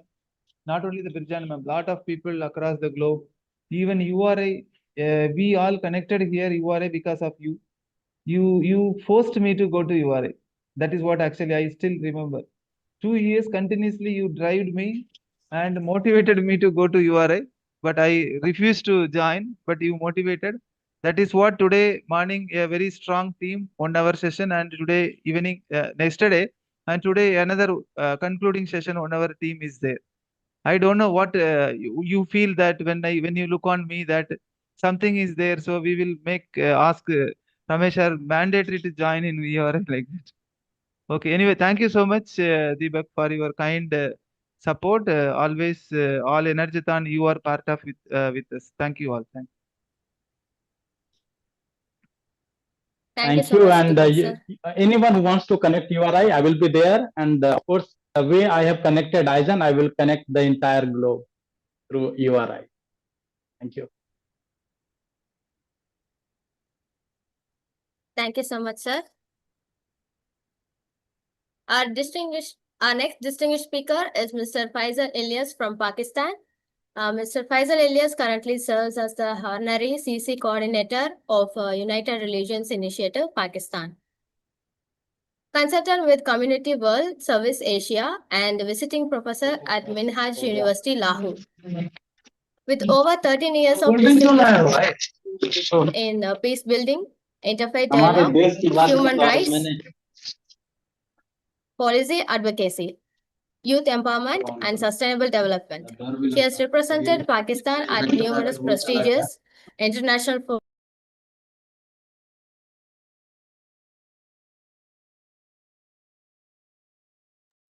Priyadarshini, you are muted, Priyadarshini. Priyadarshini, you are on mute. Ma'am, am I audible now? Yes, you are audible. The Paris Peace Forum, the Global Peace Forum in South Korea, and several global peace initiatives. His remarkable work continues to promote inclusive societies through education, dialogue, and community leadership. Today, he will speak on the topic, Transforming the World Through Peace, Justice, and Sustainable Energy, the role of URI cooperation circles. Ladies and gentlemen, please extend a very warm virtual welcome to Mr. Faisal Ilyas. Sir, we are honored to have you with us. The platform is yours. We welcome you, sir. Yeah, thank you so much. And thank you so much, Dr. Fariza, for inviting me, URI, and the entire team of IGEN, who, had a wonderful planning and execution. So congratulations in advance. So I would like to share my thoughts on today's topic, transforming the world through peace, justice, and sustainable energy as role of URICCs in Pakistan. So in this regard,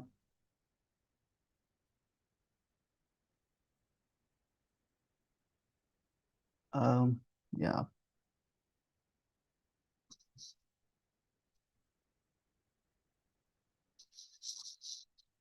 Can you help me to move my, yeah, that's fine. Yeah, without volunteerism, we are human beings without souls. It was being said by me because I think if we talk about young people, it's very, very important whether it is Pakistan or anywhere in the world. We really want to encourage our young people to be part of such volunteer work. According to Peace of Pakistan is one of the CCs in Pakistan. So we are promoting interfaith harmony, peace building, youth development, women empowerment, and climate action, and focusing all these themes. We are hopeful to bring positive change in the society. According to these pictures, climate action and PHP efforts, where we collaborate with other CCs and we plant trees. We visited flood affected people. We promoted volunteerism, and I think through these activities we are bringing peace in the world, especially in Pakistan. So if I talk about peace and interfaith harmony efforts, obviously, being part of the URI, we are promoting interfaith harmony and promoting peace through, bringing different religions on the platform. So you can see in pictures that we have multiple religious leaders coming from different faiths. We are gathered and we are, accepting and giving equal respect to all faiths and religions. So this is one of the picture that promoting peace among young people.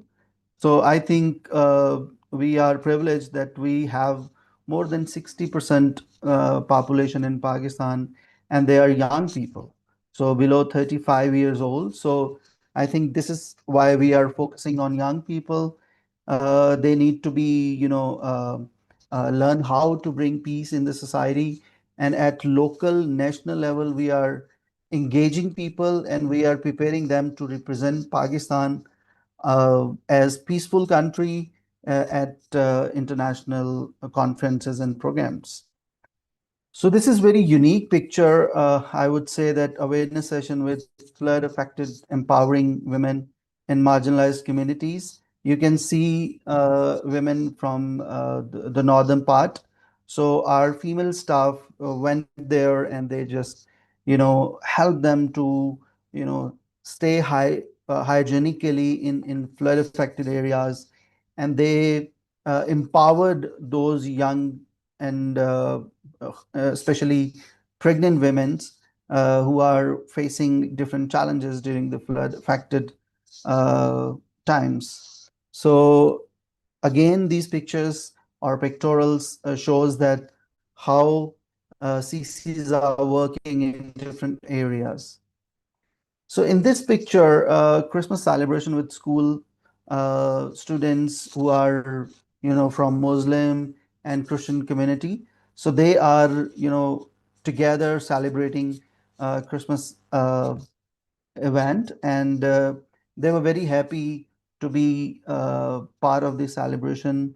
And there were three students from different religions. They had the birthday at that time, so we celebrated birthday with them, and they were very happy. Apart from any religion, apart from any caste and creed, we celebrated Christmas. So this campaign was a very, very important campaign with one of the universities in Pakistan. It was a cleanup drive that how we can uh, bring clean or green peace, you can say.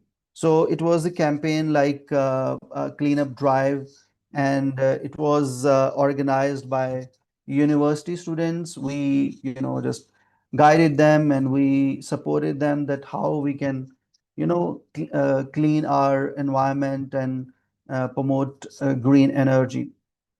So we had a very huge flood in 2022 and last year as well, and we distributed different food items and other grocery items among those communities without any distinction, without any you can say pointing them that these communities are from this religion. So without any biases, we celebrated this happiness movements with all these deserving community members.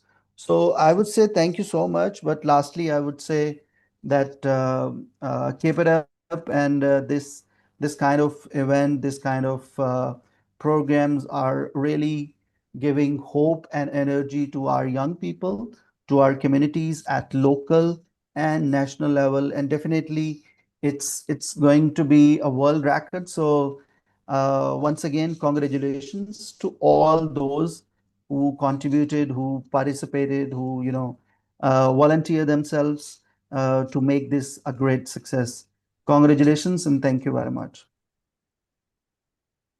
Thank you, Mr. Faisal Elias, for your insightful presentation, your inspiring experiences, and a powerful message on peace, justice, interfaith collaborations, and sustainable energy have enriched today's global session and motivated all of us to continue working together for more inclusive and sustainable world. Thank you. It is now my pleasure to introduce our next distinguished speaker, Mr. Dofa Francis, representing High CC and Living Environmental Nigeria. Mr. Dofa Francis is a passionate youth leader, climate advocate, and community development practitioner from Taraba State, Nigeria. Through his grassroots initiatives, he has empowered young people, women, schools, and rural communities by promoting climate education, environmental conservation, tree planting campaigns, and practical solutions for sustainable living. His dedication to making climate awareness accessible through languages and community participants and participations reflects the true spirit of URI's mission of grassroots action and inclusive development. Today, he will deliver his presentation on URI Youth Leadership in Enterprise Climate Action. Ladies and gentlemen, please join me in warm welcoming Mr. Dofa Francis. Sir, the virtual platform is yours. Actually, Mr. Dofa Francis is unable to join with us, but he has shared his presentation video for us. I request Renita to kindly present it.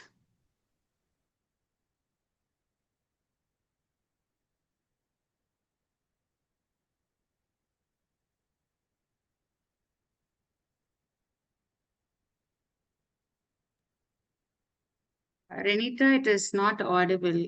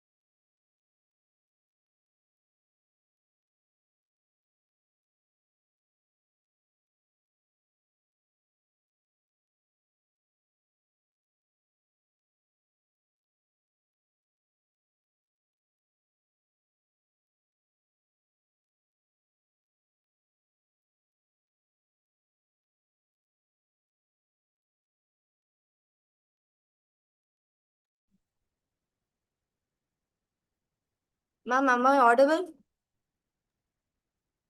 You are Yes, you audible, are Renita. audible. Yeah.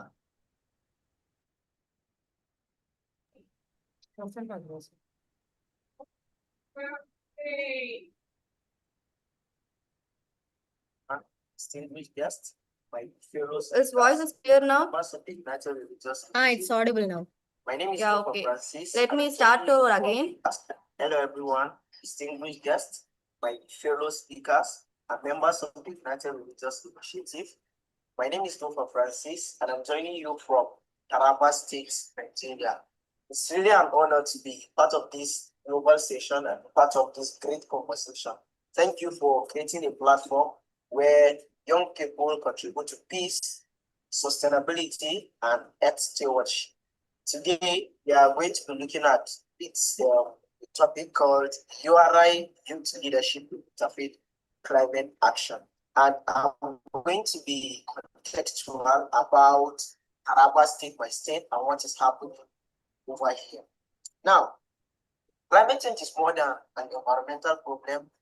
It directly affects our food security, it affects our education, it affects our livelihood, it affects our health, and it even affects peace. So the impact spans around all the aspects of life. And it has a universal loss because when our forest disappears, when our ecosystem collapses, everyone feels the consequences. Nature does not really look at whether you're a Christian, whether you're a Muslim, whether you are Hindu. Its effect affects every single person.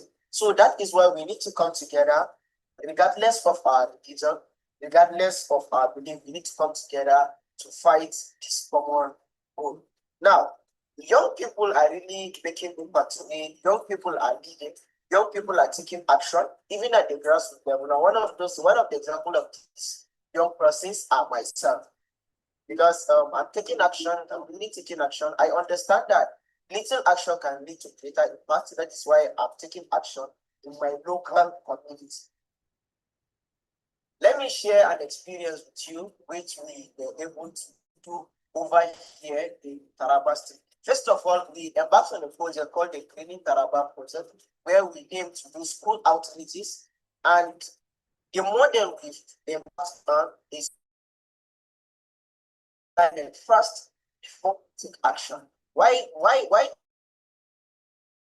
did we really choose schools? Because we understand that when these young people, when these young children get it right, then the future is really safe. Now, aside that, we also facilitate engaging discussion on environmental protection and eco-friendly habits through community action, not just schools now, but also living in our community. And we encourage students to understand both climate science and their moral duty to care for the earth. We make them understand that it is their moral duty to care for the earth. Now, after that, we planted seeds. We made them to understand that not only education, we not only educate them, but also inculcate an habit of planting. We make sure that everything we talked about puts it into action. Now, when these little children is supposed to put down plant trees by themselves, the learning becomes vast. Now, today is really a call for all of us to take action, regardless of how little. Now, when Christians and Muslims come together and plant trees together, the differences fade away and we unite for a shared purpose. That is what we are doing over here. We bring both Christians and Muslims together to plant seeds, to take action. Now, when we are taking action, we are fading away our differences. We are embracing humanity in the process of climate action. Leadership is not only about holding big touches. Leadership is about taking the first step. That is why anytime we talk about climate education, we plant a seed, and when they see us planting, they also join us in planting. Leadership is all about taking action. When you don't take action, empty leader. Leadership is all about taking action. We demonstrate commitment to go through simple action, small initiative steps, small initial steps ignite larger global movement. Now, every great movement you see today started small. This is a call for us to start small. This is a call for us to start taking action, even in our family. As members of the URI family, our diversity is not a barrier. It is our greatest collective strength. Our diversity is our strength. We have differences in religion. We have differences in language. Now, that is our strength. When we come together to take action, when we come together, we build communities where peace and environmental stewardship go hand in hand. Now, I'm going to leave you with a quote, and the quote says that the earth is not a gift from our parents, it is a treasure borrowed from our children. We are just caretakers of. No one owns this planet. We are caretakers, and we are going to pass on this earth. We are going to pass on this planet, this inheritance. We are going to pass it on to our children. Now, we now see that it is not really a gift that we've gotten from our parents. It's a treasure we are going to borrow from our children, and we are really returning it back to them. Thank you very much. I remain for Francis, and feel free to connect with me on my social media handles, be it Facebook, Twitter, Instagram, or via email or WhatsApp. Thank you very much.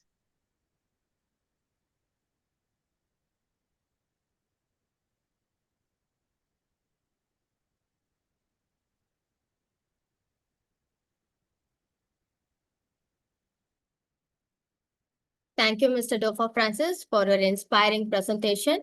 Your commitment through empowering youth communities through environmental actions.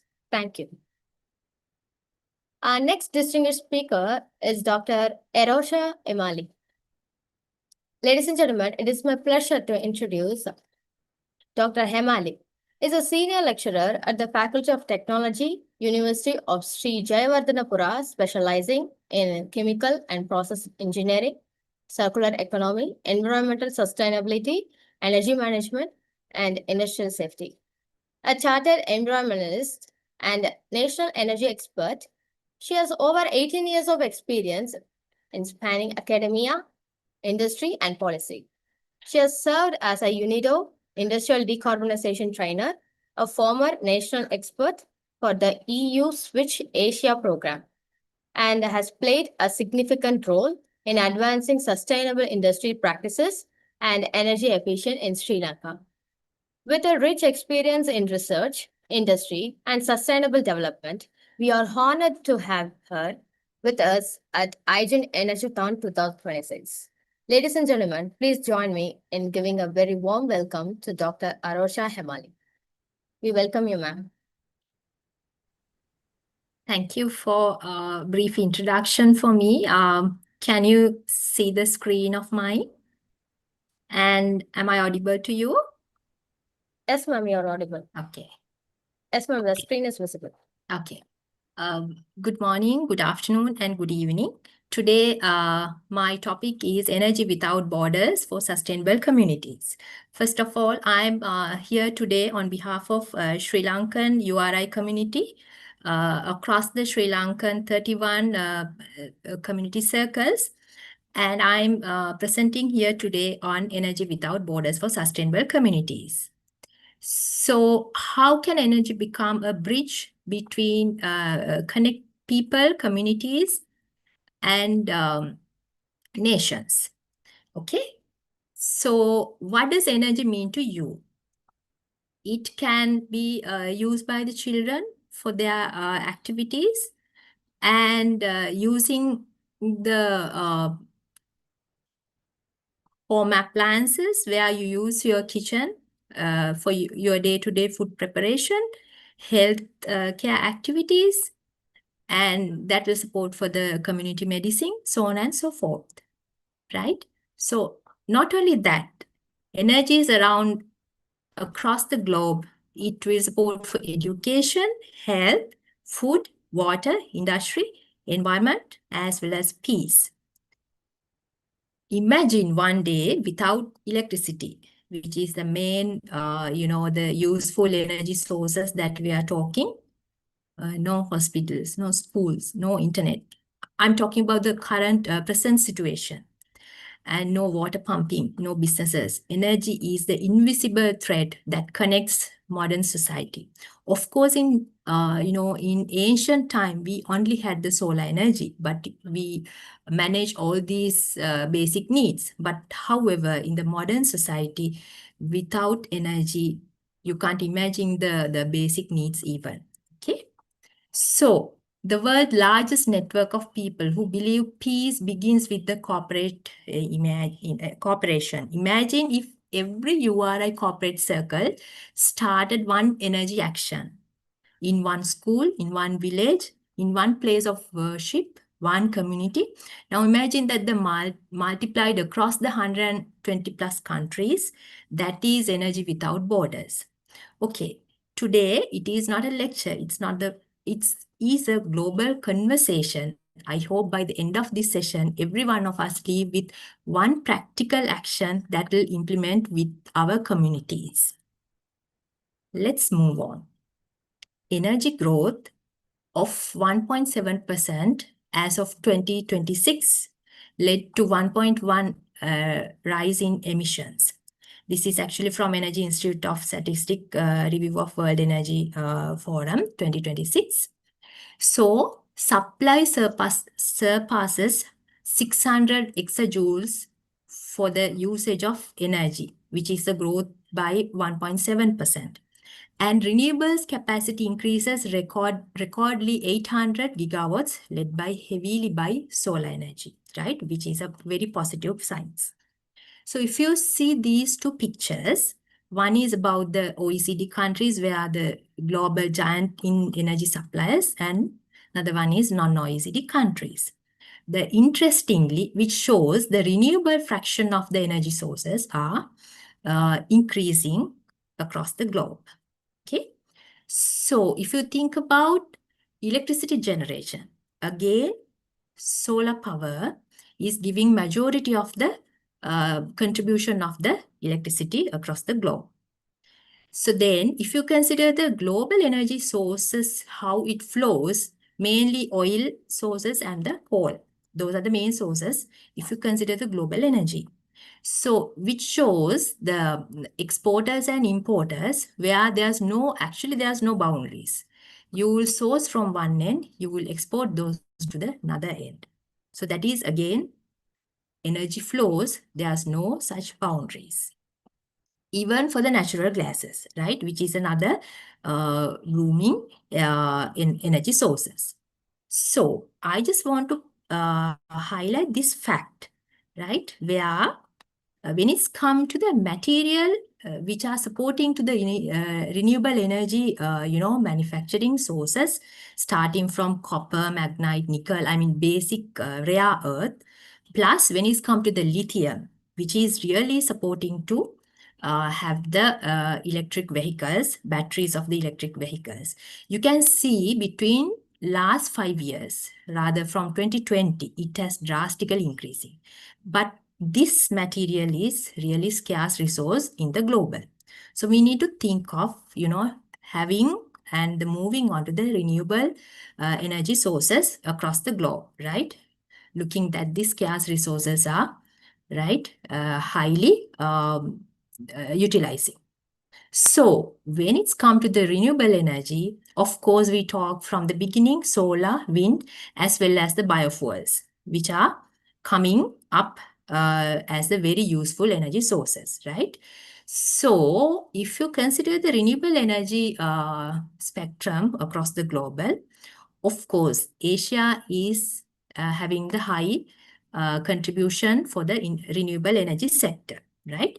So this is a snapshot of renewable energy capacity, especially for electricity generation across the globe.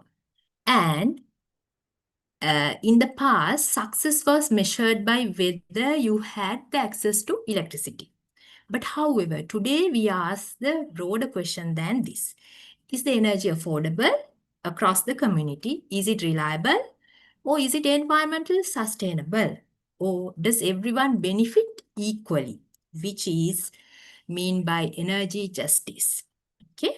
So I would like to have some sort of case studies of best energy sourcing, right?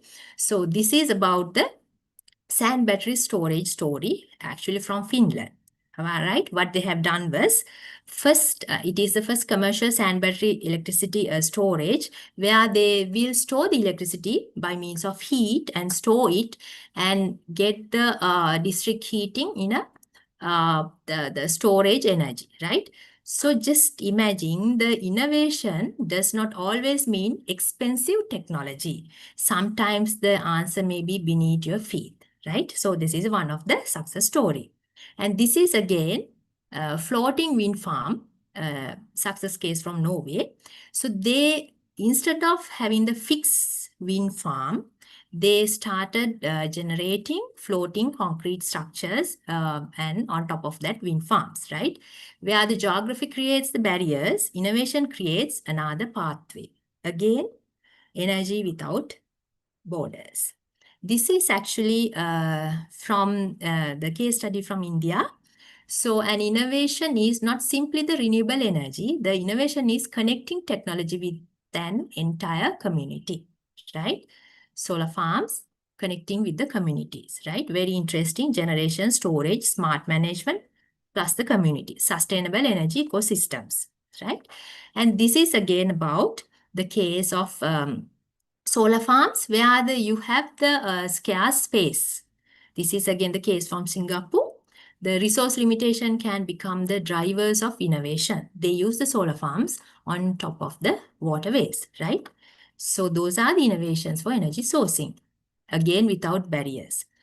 And I would like to touch upon this case study where it is actually back again from 1960, somewhat earlier, but it's one of the best case study, world first industrial symbiosis network, which is in Kilnborough Industrial Park in Denmark. It's operated through the extensive network of physical connections among the industries which produce wastage of energy, material, those connect among the industries without wasting anywhere, right? So companies work under the common motto, working together is just a smart business, right? And this is about industrial pyrolysis. Again, very good energy source from the waste tires. You get the waste material from tire waste and convert that into the very good energy sources, meaning HFO substitution, the pyrolysis oil, and coal substitution, carbon black, and syngas is the natural gas kind of gaseous phase, again the gas substitution, right? So all these are not innovation, I would say, but the practical activities that we all can think of.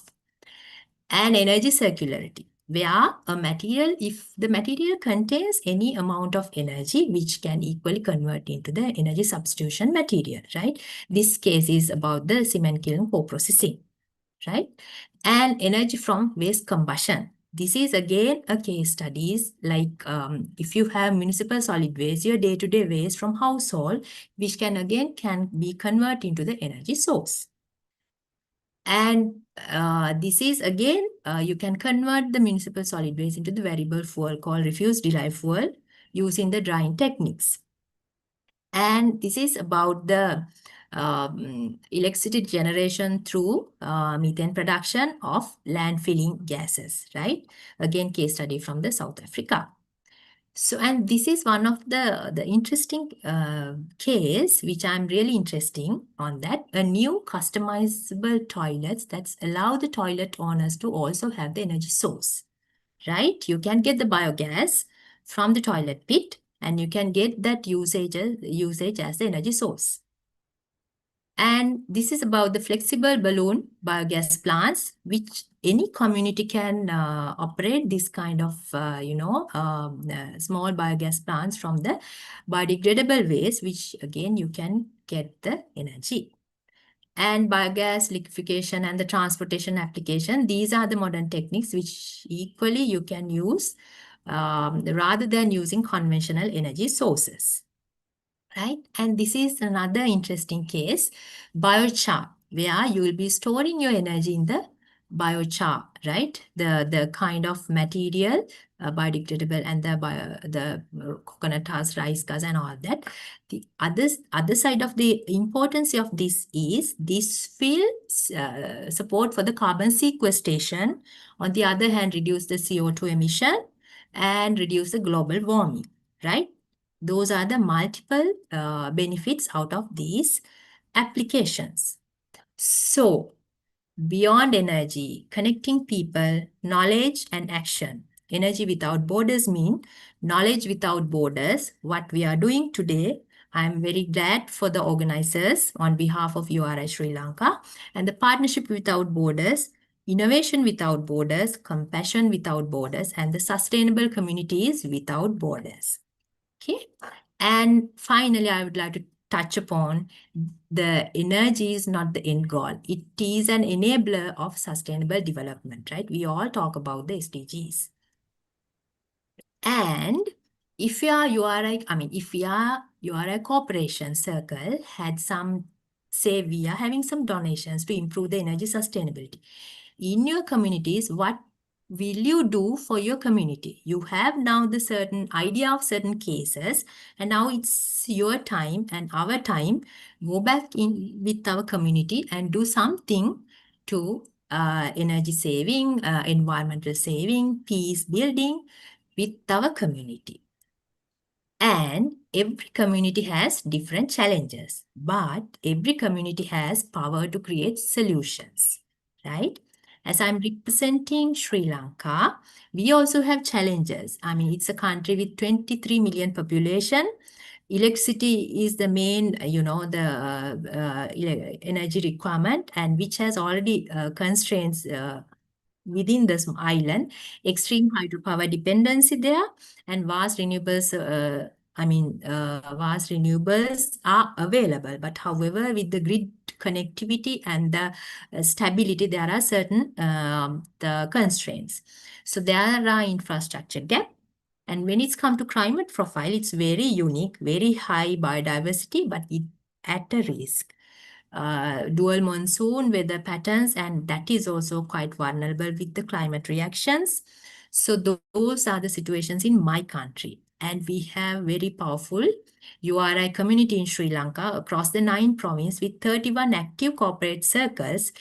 This is decentralized grassroots network, allow rapid local action while nurturing the cross-regional peace building and collaborative climate resilience. I'm thankful to our national URI Sri Lankan, 31 corporate circles.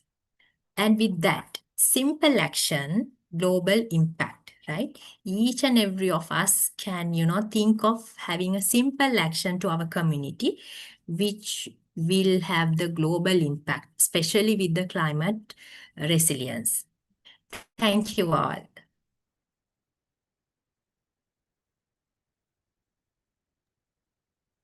Thank you very much, ma'am, for your inspiring and encouraging words. Thank you, ma'am.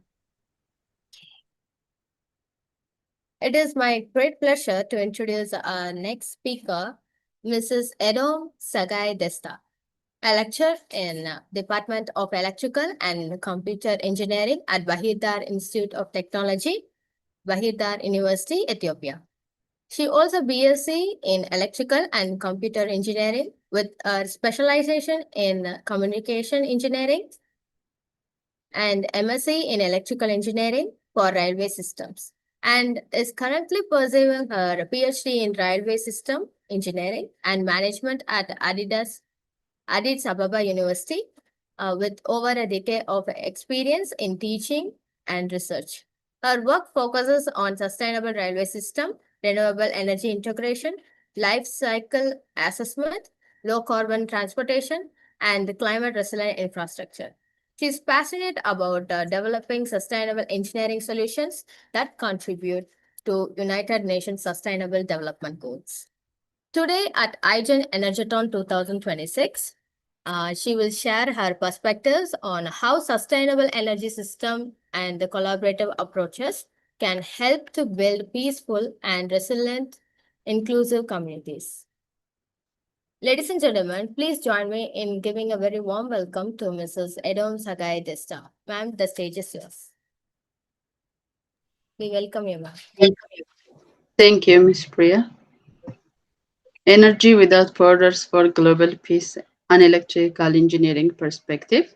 This is my topic. Thank you, Dr. Fariza, for inviting me in this powerful topic.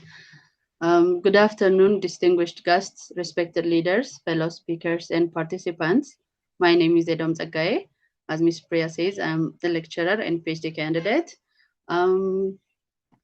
First, let me share you my screen.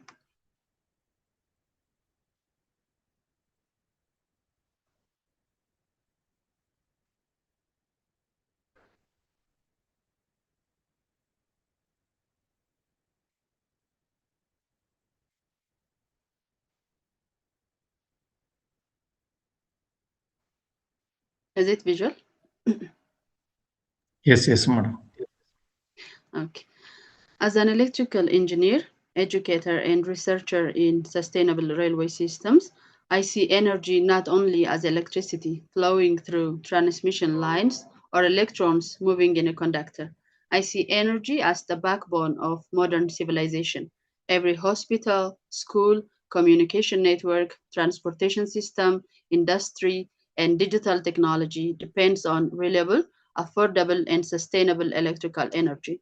From an engineering perspective, one of the greatest challenges of the 21st century is to deliver clean electricity to every community while minimizing environmental impact and ensuring energy security. This challenge cannot be solved by one country alone. Electrical grids, renewable energy technologies, energy storage systems, and smart infrastructure increasingly require international collaboration. In other words, energy must move beyond political borders and become a shared global responsibility. Today, more than ever, the world is undergoing an energy transition. We are moving from fossil fuel based systems toward cleaner technologies, powered by hydropower, solar, wind, geothermal energy, and green hydrogen. This transition is not simply about changing energy sources, it is about redesigning our entire energy ecosystem. Electrical engineers play a central role in this transformation. We design power generation systems, develop high voltage transmission networks, integrate renewable energy into national grids, improve energy efficiency, build smart grids, and develop battery storage technologies that make renewable energy reliable and accessible. One of the most excited developments is the evolution of smart grids. Unlike conventional power systems, smart grids use sensors, communication technologies, automation, and artificial intelligence to monitor electricity demand and supply in real time. They improve grid stability, reduce transmission losses, integrate distributed renewable energy resources, and enhance resilience against natural disasters and system failures.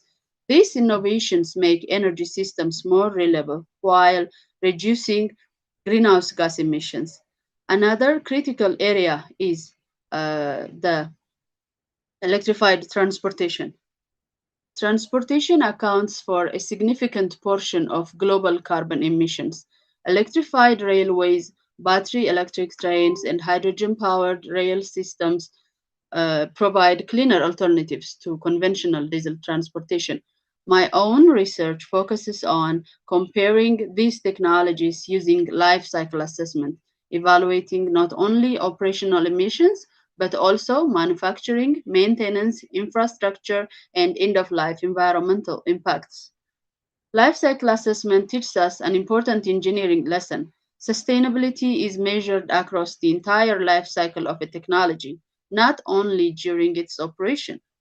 True engineering solutions must balance environmental performance, economic feasibility, and social benefit. Countries such as Ethiopia possesses remarkable renewable energy potential. Our abundant hydropower resources, together with solar, wind, and geothermal energy, position us to become a regional leader in clean electricity generation. Through regional power interconnections and cross-border electricity trade, renewable energy can strengthen economic cooperation, improve energy security, and promote peace throughout East Africa. However, engineering alone cannot solve the global energy challenge. Technology requires cooperation, innovation requires partnerships, infrastructure requires trust. This is why the concept of energy without borders is so powerful. It encourages governments, universities, industries, international organizations, and communities to share knowledge, technology, research, and experience. Organizations like the United Religions Initiative reminds us that sustainable development depends not only on technological innovation, but also on human values. Engineers design systems, but communities build trust. Faith leaders inspire responsibility. Policymakers create enabling environments. Together, they create a sustainable solution that benefit everyone. As engineers, we often optimize systems for efficiency, reliability, and safety. Today, I believe we must optimize our global energy systems for something even greater: peace. Every megawatt of renewable electricity replacing fossil fuels reduces pollution. Every rural electrification project creates opportunities for education, healthcare, and entrepreneurship. Every international research collaboration strengthens understanding between nations. Every interconnected power system demonstrates that cooperation is more powerful than conflict. Allow me to conclude with four recommendations. First, invest in renewable energy technologies and resilient electrical infrastructure. Second, strengthen international engineering research collaborations to accelerate innovation. Third, expand access to electricity through smart grids, energy storage, and decentralized renewable systems. Finally, encourage partnerships among engineers, policymakers, educators, faith communities, and young innovators to ensure that clean energy becomes a bridge for cooperation rather than competition. As electrical engineers, we know that electricity naturally flows through connected networks. Perhaps humanity should do the same. When knowledge flows freely, innovation grows. When clean energy flows across borders, prosperity grows.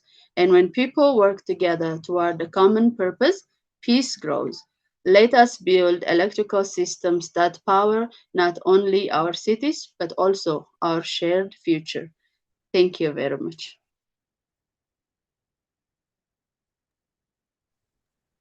Thank you so much, ma'am, for Yes, your thank you. inspiring works from energy to peace and a sustainable work. Thank you, ma'am.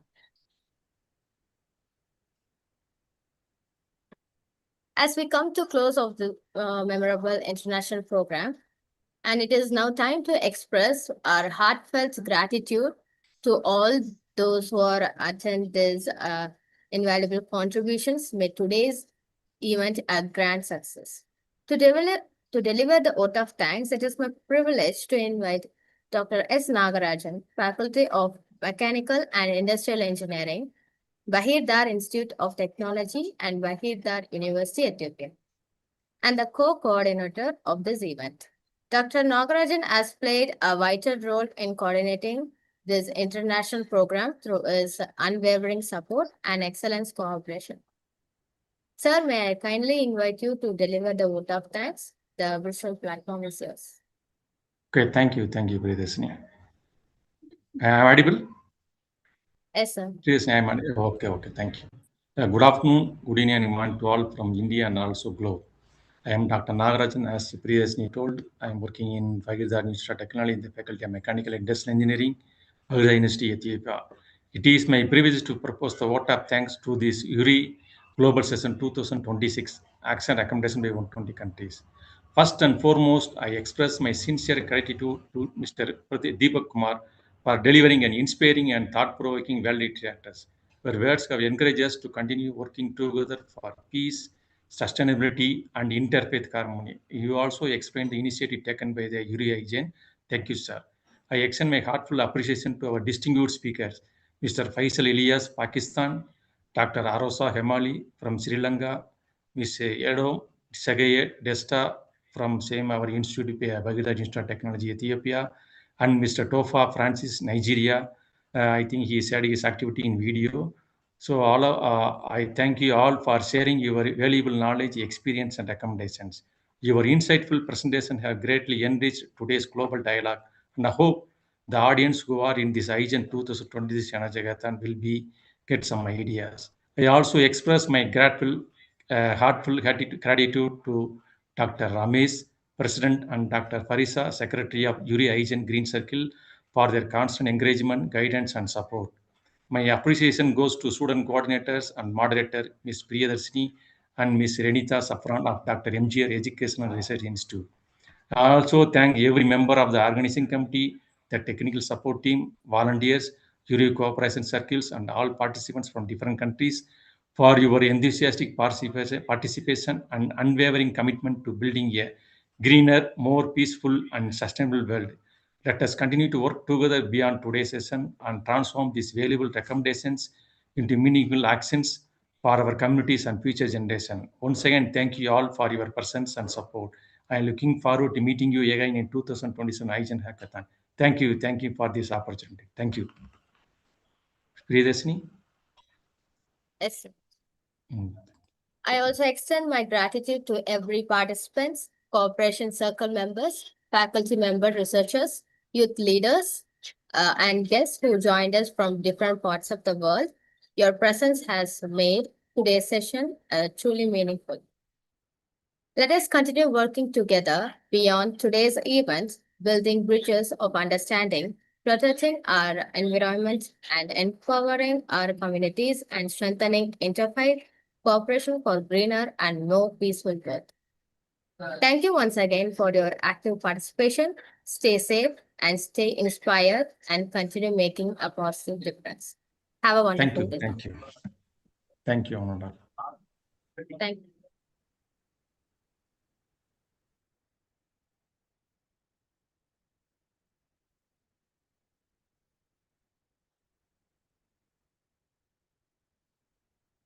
Good evening, everyone. For the last 26 non-stop hours, IGEN ENERGATHON 2026 has carried a single conversation across 5 continents, from the global inaugural ceremony of the URA. Ma'am, please hold on. Please hold on, ma'am. A minute, ma'am. We are going to play one video, then we'll start. Yes, sir.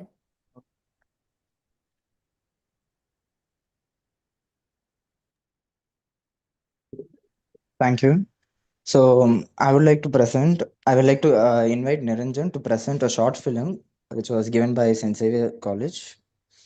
Over to you, Niranjan. So this is a video prepared by St. Xavier's Catholic College of Engineering. They had taken a short film. So that time it is not able to present. They had taken 2 days time to complete the short film for our program. Yes. Niranjan,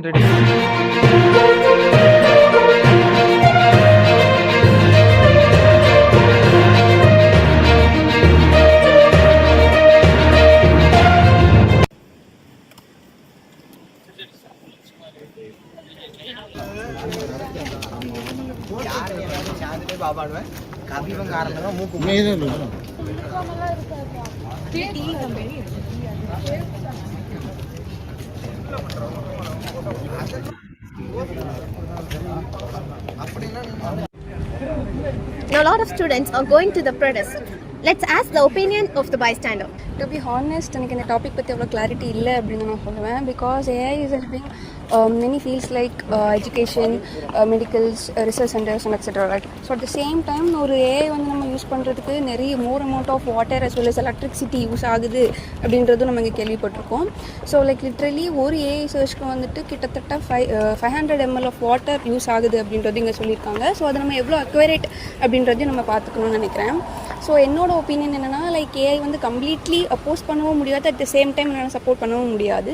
so AI வந்து technology எவ்வளோ இம்பார்ட்டனோ அதே மாதிரி என்விரான்மெண்ட்டும் ரொம்ப important அப்படின்னு நான் நினைக்கிறேன். So ரெண்டுமே balance லெவலில் இருந்துச்சுன்னா நம்மளோட அப்கமிங் ஜெனரேஷன்ஸ் நம்ம ஃபியூச்சரும் நல்லாயிருக்கும் அப்படின்றது என்னோட opinion. We have heard it here for one thing and one thing only, justice for Mother Earth. Despite several warnings regarding the AI usage in real matters, it has been avoided consequently. We have cried regarding the usage of drinking water to cool your systems when we couldn't ensure pure drinking water to lakhs of people across the globe. Water is for human beings, not the data centers. After avert the crisis by making critical things in the world. Thank you. Save water, save our planet.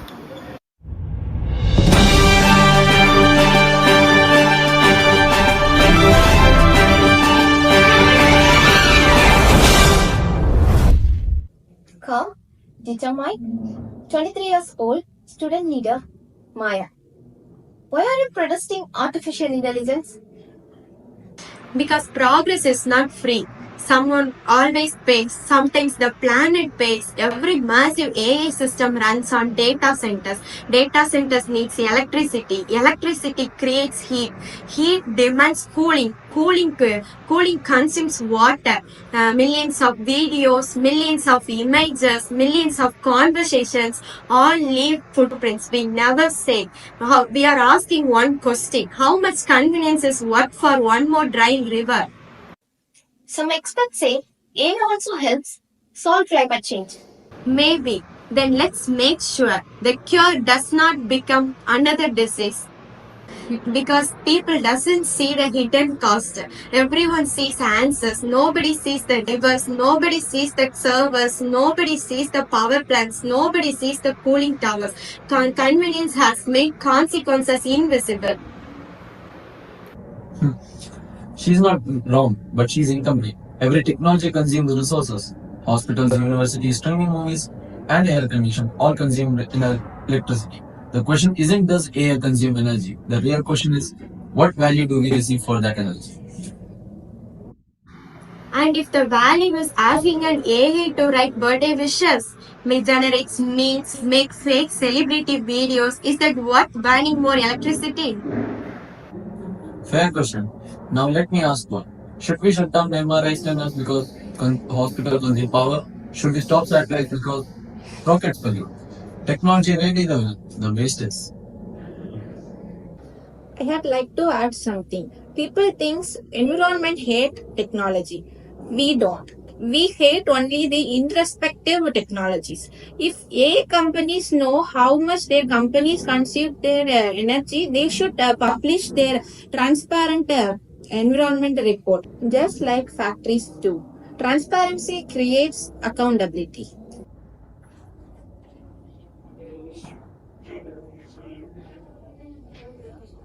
I think we should ban AI.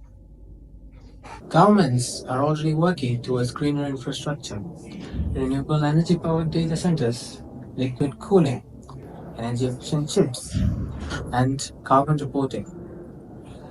Innovation is not a unchanging rock. Innovation is a river that overcomes the rocks because of evolution. Minister, history says that industries rarely regulate themselves. Child labor, plastic pollution, leaded petrol, none disappeared voluntarily. Citizens demanded change, protesters forced conversation, and that's why we are here tonight. True, but fear should never become misinformation. I've seen posters outside saying every AI search wastes 500 milliliters of drinking water. But reality is much more complicated than that. Environmental impact depends on the data center, on the energy source, the cooling systems, location, and the type of AI request. Slogans can start conversations, but they shouldn't replace science. Let's put it into the perspective. Most of the people don't realize how much energy and water they consume for their modern life. For example, 10 minutes showers which consumes 60 to 100 liters of water, and the washing machine cycles which consumes 40 to 60 liters of water, and even dishwasher requires 20 to 70 liters of water. Even the energy had generated depends upon the source the water is required. A is not only the consumers, but it is simple and it is the newest one, and because of its rapid growing, and it is a right we ask question rather than later. Probably not. Engineers build, actors question, government regulate, journalists investigate. Society progress because all four exist, not because one defeats another. Exactly. Don't stop innovation. Green innovation. Don't stop asking questions, ask better ones. Don't reject technology. Demand responsible use of technology. Don't worship technology. Remember humanity. You protested because you care. I built AI because I care. Maybe we are trying to save the same problem from opposite sides. Then let's meet in the middle. Build smarter AI. Use cleaner energy. Tell people the environmental cost honestly. When we organized this protest, people called us anti-technology. We are not. We never were. Artificial intelligence is neither a villain nor a hero. It's a tool, like fire, like electricity, like the internet. Every great invention reflects the hand that uses it. If corporation build AI without responsibility, we will stand again. If government ignore sustainability, we will remind them. If society forget to respect the earth, we will stand here again.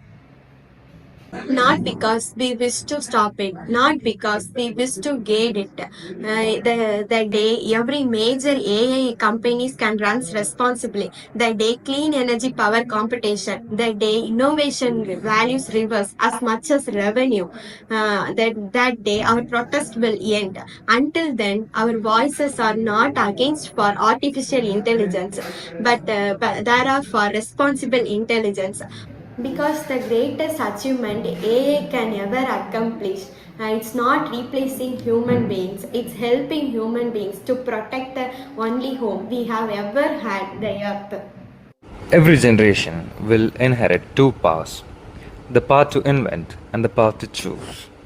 Technology will shape tomorrow, but only wisdom will decide what tomorrow are we leaving behind. With that, we end our presentation. Thank you. From St. Xavier's Catholic College of Engineering.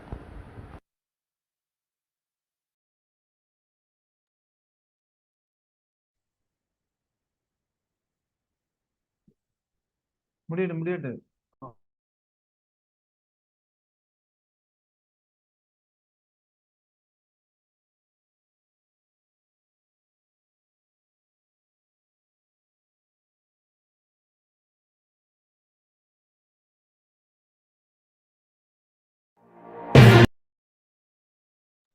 Durgadevi ma'am.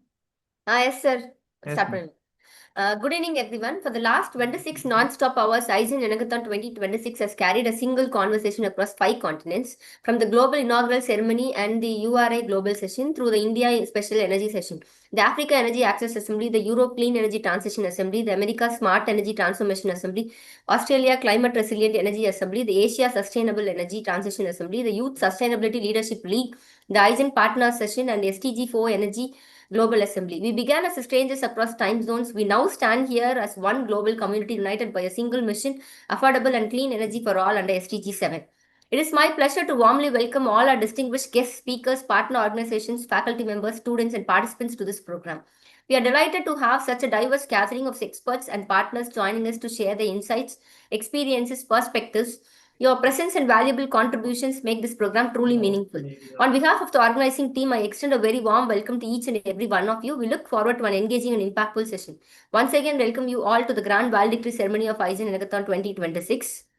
Every great marathon needs a roadmap for what comes after the finish line, and that roadmap is the IGEN white paper on Energy Without Borders for Sustainable Communities. To walk us through this white paper document that will carry the voice of 5 continents to policymakers, institutions, and communities worldwide, I invite Dr. L. Ramesh, President IGEN, to present the white paper overview. Dr. Ramesh, sir, over to you, sir. Thank you, ma'am. Thank you, sir. So I am very happy that today we all gathered here for a validatory ceremony, and our 26-hour record, 26 hour was crossed. And this time this 26 hours is not the number of hours. This is the 5 continental energy SDG 7 energy action marathon. So that is what with the recommendation concluded as the white paper. That is the concept, and this is the IGEN first white paper also. So we need to do something for the global community. That is what. So very happy that, and I would like to welcome our Sheikh Dawood sir. Always, sir is our board of advisor and always with us. Without sir, Energathon validatory is not there. Thank you, That sir. is what. Thank you. Thank you so much. Thank you so much, sir. Thank you, sir. And yes, sir. Thank you so much, sir. And I would like to welcome Viswadeep Chakrabarti, sir, the national coordinator and trustee of URI. And we had a interaction in very recent URI assembly. Thank you so much, sir, for accepting our invitation and be part of it, sir. Yes, so we are very happy that as we come towards the conclusion of Energathon 2026, so I would like to have a simple question. What should remain after 26 hours? This is a questions every time that question is arise. What will be able to do after that? So even last time, Sheikh Dawood sir having given a lot of assignment, a lot of things. One part we can do event, but other part, what is the outcome for this event? That is always, that is what we had thought. We must have some outcome, and then what we decided this time we will go for publishing some white paper so that will be the helpful for the society, helpful for the community. That is what the we had spent 26 hours connecting 5 continents, listening to experts, exchanging knowledge, and different sector, different country, different voice, different generation, like that. Lot of things connected through Zoom, connected through offline, with 4 colleges connected in offline. See, this our discussion actually become a knowledge, and that will be converted as the recommendation, and the recommendation then will be converted as the action. So this is the reason IGEN is taking the next important steps today. The development of IGEN white paper. We call it as Energy Without Border for Sustainable Communities. I am very happy. Our that is Padma Bhushan Sivadana Pillai sir inaugurated, and with the concept of youth without border. So like that, different without border, like that. It is the discussion is happened in last 26 hours. So this white paper is not intended to be simply a record of what happened during Energathon. It is actually to capture the essence from the Energathon. After that, we have to convert that as a policy document. So that will be how it is going to helpful to achieve the sustainable development goal. So that is actually the thing. So that is the reason we need to come the knowledge across the border. But at the same time, what is the global thinking has to be ultimately lead to local action. Without local action, the global thinking can't able to match. So that is what the major thing, what we thought, the white paper to be convinced, but as a global action framework. But IGEN does not want to write the white paper alone. So that is what we all hear, and what I'm going to present here now, very short presentation, how this white paper which we had planned, and from today, so the knowledge deliberation is over, and each speakers, around 350 speakers, going to give their recommendation. We had requested two recommendation from each speakers about our white paper. So almost some 600-700 recommendation is going to come. From that, the committee will select the best one. Plus, there is a lot of experts we are going to discuss. This is what actually we are going to do. That is what.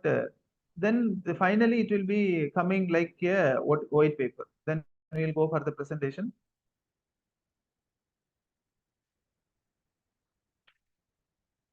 Yes. So this is the discussion today. Energy without border for sustainable communities.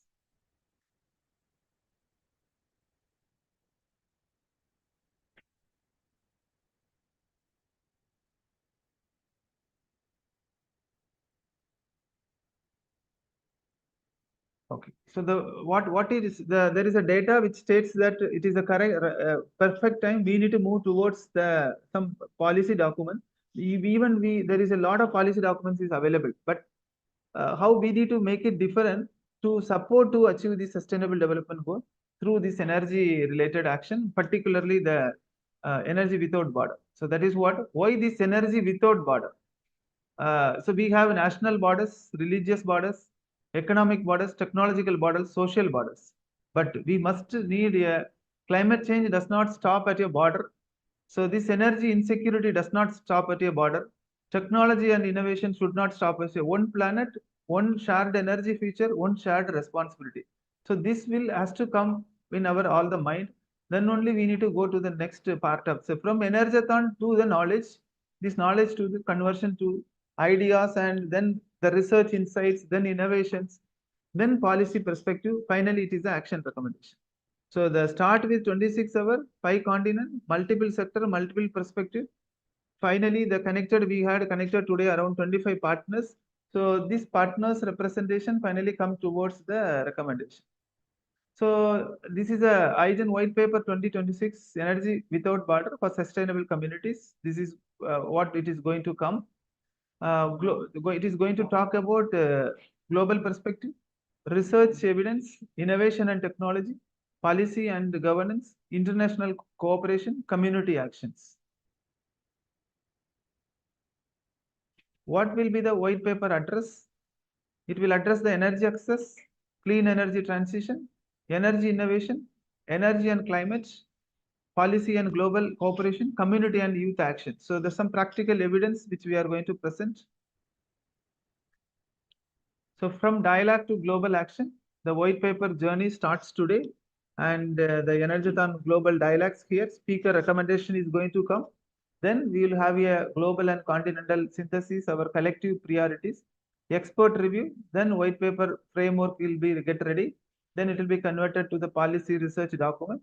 Then we will go for the announcement and make it for the public for the available. So that so this is the thing. So I would like to invite all the people across the globe, those who are watching in the YouTube, those who are connected here. If you are interested to go for ready to write your at least one-page document about your recommendation for the white paper, always well. If you have any best practice also, we will invite you to take it part.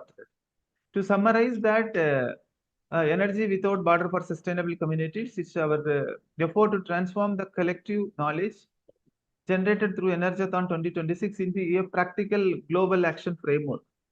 So this we had discussed here 6 interconnected areas: energy access, clean energy transition, energy innovation, energy and climate, policy and global cooperation, and community and youth action, which mostly connected with SDG 7, SDG 6, 9, 11, 12, 13, 17. So, but the next, these are all the final recommendation. This is a starting framework, what we are doing here. So we invite all people to join together. So our objective is very clear. We don't want to produce a white paper that simply describes the past. We want to create a white paper that influences the future. So that is what we are trying our first white paper. So the Energathon 2026 may conclude today, but knowledge journey continues from dialogue to knowledge, knowledge to recommendation, from recommendation to action, and ultimately your voice, our collective wisdom, global energy action. Thank you. Thank you. Thank you, sir. What you have just outlined is not merely a paper, it's a commitment. It's my pleasure to invite Dr. Srividya, Director of Educate Global, to deliver the concluding remarks on behalf of a partner organization. Ma'am, Srividya, ma'am. Thank you, my dear. Good evening, one and all. It's a greatest pleasure to be a part of this great initiative with a unifocal thought that we are working towards energy without border. So talking about energy without border, and I think we should really congratulate IGEN Ramesh sir, Dr. Ramesh, who has been the backbone behind this initiative. So congratulations, Dr. Ramesh and his team for taking this initiative forward amidst not only universities, not only academia, not only education institutions, but also they are acting as a bridge between the corporate and the academia. So that is what is very, very important. And moving ahead, as we know, though the thought is very simple, very, very unique rather, it is our privilege, it is our duty as a committed individual, committed person, of a citizen of a country, and also a component of the earth. So it is our commitment to take it forward. And when we talk about how to take it forward, I think we have got innumerable, it is just innumerable presentations that we have seen till this date. And it is a lot of ideas. Too many ideas have come in across borders, in the sense exactly with the sense of across borders. Different age groups, different levels of commitment, different areas of work, different industries, and different thought processes, presenting it from their perspective. And they have really conveyed it in a much more unique manner, that this challenge is therefore not merely to produce energy or to accelerate. It is there with the focus of accelerating the right energy, making it affordable, with the momentum of knowledge and technology working together, not with rivalry, but working together in compliance, in cognition, ensure that vulnerable communities participate and benefit through this, and such that the prosperity that we create today does not become an environmental debt for tomorrow. So it is definitely a great initiative. One more time. So we started with the question that can our humanity build an energy system where borders define nations and no longer it define an opportunity for people to make money or to make use of the opportunity for their own personal benefits. Definitely, with the young leaders like our students, I think it is going to be possible. And where are the students? They are in the safest hands of mentors, who are none other than the people who have contributed towards this, the great IGEN team who have worked scrupulously, tirelessly, without sleeping. And exactly, and more than anything, the best part of this IGEN team is that whatever idea, whatever concept, or whatever simple notion that they are getting, they are going to the detail, finding out facts, validating it, authorizing it, and such that, and then they allow it to present in a forum like this. This is quite very rare. Since I've spoken in different forums, I'm telling you, this kind of setup, this kind of evidencing the fact with validation process is definitely very, very rare.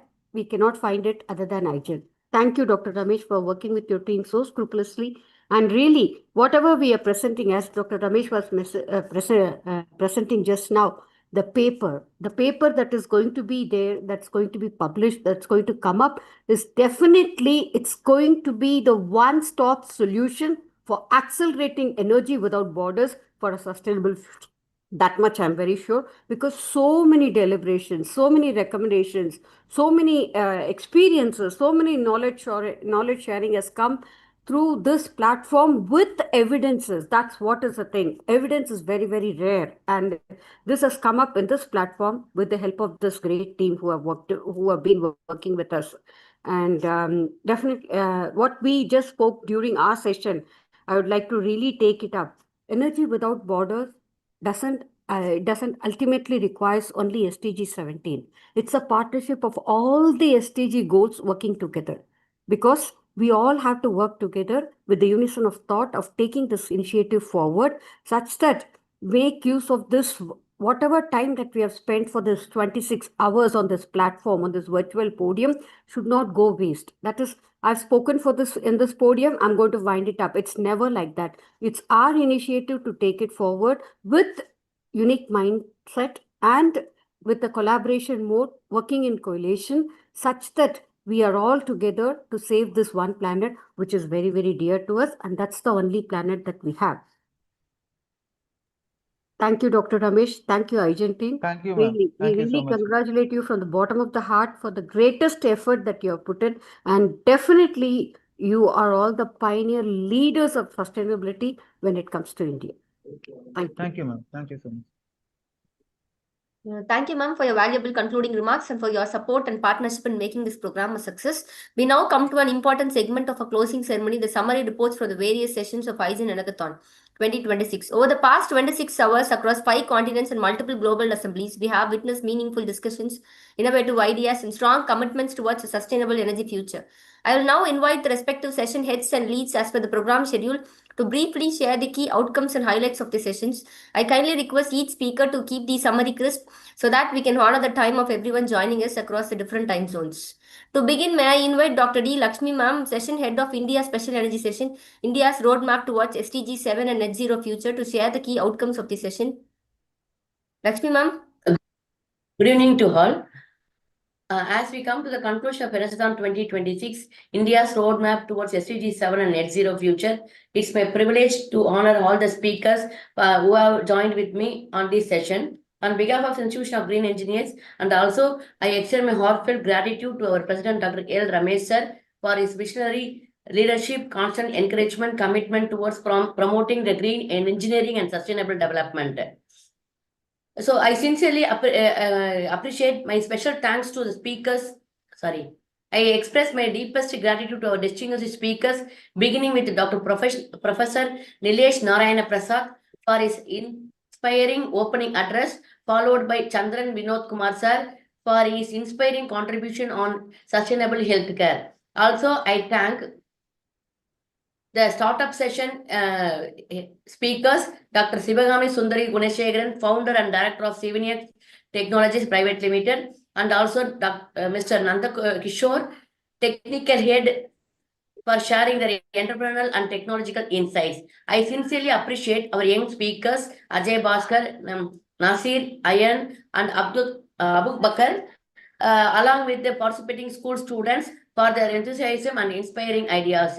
My special thanks goes to our moderator, Ms. Afka Kaptan, who are effectively coordinating the youth session. I would also like to place a record on my special appreciation for the entire backstage team, and the outcome which we have received from that session is the session enhanced the awareness about SDG 7 and India's net zero roadmap, highlighting the importance of clean, affordable, sustainable energy. Expert discussions provided a valuable insights into green energy transition, sustainable healthcare, renewable energy, and greener technologies. The startup session promoted innovation, entrepreneurship, and technology, driving AI solutions for energy and sustainable challenges. The youth session encouraged the students and young speakers to share the creative ideas, actively engage in sustainable development. The program also strengthened industry and academia interaction, networking, knowledge exchange among the experts, startups, researchers, faculty, and the students. Overall, the session motivated the participants to contribute actively towards clean energy, innovation, and sustainable net zero future. Let us carry forward the spirit of Energathon 2026 and to continue to innovate, collaborate, and act towards SDG 7 and their net zero future. Thank you all. Have a wonderful evening. Thank you, ma'am, for the insightful summary, ma'am. Moving next to Africa, I'm honored to present the summary of IGEN Africa Energy Access Assembly as the Africa Continent Head. The Africa Assembly brought together diverse voices and perspectives on energy access, decentralized renewable energy, sustainable development, and inclusive energy transitions across the continent. The session started on 7 p.m. to 10 p.m. yesterday, a 3-hour continental session that placed Africa's energy story at the very heart of this global marathon. Our session opened with a welcome address followed by a Voice of Africa, an opening film capturing the live realities of energy access challenges in rural communities alongside inspiring renewable energy success stories from across the continent. Our inaugural address was delivered by Dr. Uzodinma Adireji, a health economist and climate justice advocate from Afri Health Alternate Association. His address was Powering Africa's Future Sustainable Energy as a Catalyst for Universal Health Coverage, Climate Resilience, and the SDGs. Made a powerful case for viewing energy access not in isolation but as the foundation on which healthcare, resilience, and sustainable development are built. We were honored by 2 invited keynote addresses across the evening. That is, keynote 1 was given by Dr. Bimru Tamrat Admasu, Professor of Mechanical Engineering, Bahir Dar Institute of Technology, Ethiopia. And second keynote was given by Dr. Princess Nawako, a senior lecturer in petroleum engineering at the University of Ibadan, on smart grids and mini grids for sustainable Africa communities. And we had 3 dedicated panel discussions carried the depth of the session. Panel 1 was discussed on Africa Energy Vision 2030 Pathways to Universal Energy Access, including Waste to Clean Energy, moderated by Professor Dr. Ebenezer Ajayi, University of Ibadan, with the panelists Ejikame Patrick Navaso, Dr. Almas Sangdaya, and Dr. Mary Goret Nontango. The panel covered a clear message: universal access by 2030 is achievable only through combined investment in waste to energy technologies, gender inclusive policy, and community level capacity building. And the second panel was discussed around empowering rural Africa through decentralized renewable energy, moderated by Mr. Francis Brown Taylor, with panelists Gideon Asomaya and Benjamin Taylor. This panel underscored those decentralized systems, solar mini grids, community-owned renewables remain the fastest and most cost-effective path to reaching Africa's underserved rural populations. And the third panel discussion was from climate commitments to community impact, accelerating Africa's clean energy transition through innovation and inclusive leadership, under the moderator by Florencio Dio Olufami, commonly known as Dr. Climate, with his panelist Mulika and Professor Chukudi Michael. The panel's central takeaway was climate commitments only matter when translated into inclusive community-led implementation, leadership that listens as much as it plans. A standout moment of the evening came from OPME Michael Omileke, a final year petroleum engineering student at University of Ibadan, whose segment was From Apathy to Action, inspiring community participation in Africa's sustainable energy transition reminded us that youth voice and grassroots participation are not optional add-ons to Africa's energy transition, they are the engine. The key recommendations emerging from Africa Assembly are: drawing all of us together, the Africa Energy Assembly puts forward the following recommendations to this valedictory ceremony and to the IGEN white paper process. That is, prioritize decentralized and mini-grid renewable energy systems to accelerate rural energy access. And second one is position energy access as a foundation for universal health coverage and climate resilience, not a standalone goal. Then third one is mobilize African diaspora capital and carbon credit mechanism to fund Africa-led clean energy ventures. And next one is strengthen ways to clean energy pathways as both are environmental and economic opportunity. Embed youth leadership and community voice at every stage of energy policy design and implementation. And finally, ensure affordability and equitable distribution remains central to every renewable energy deployment strategy.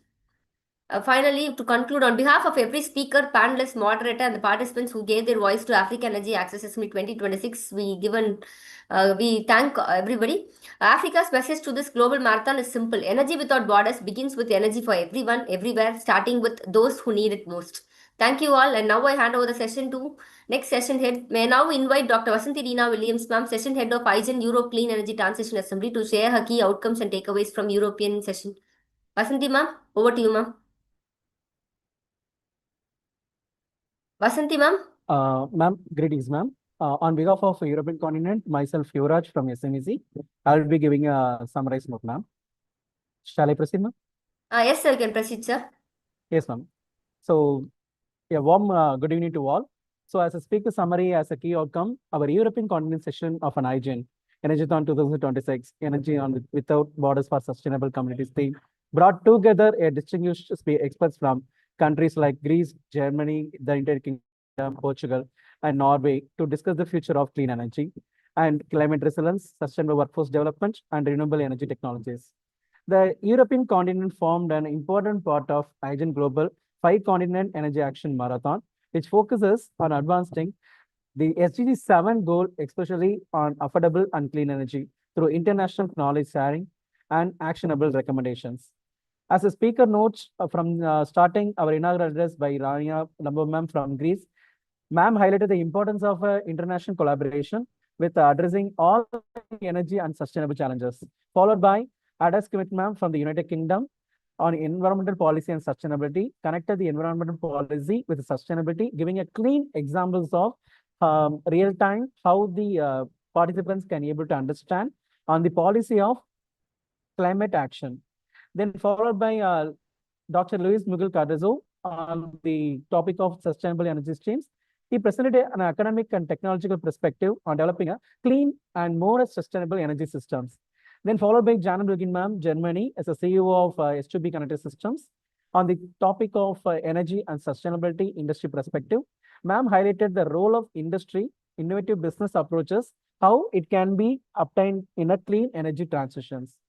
Then our industrial speaker, Raghav Oceania ma'am from United Kingdom, on the topic of building the workforce from net zero and why the importance of SDG 4 and SDG 7 is critical for scaling, especially on carbon capture and storage.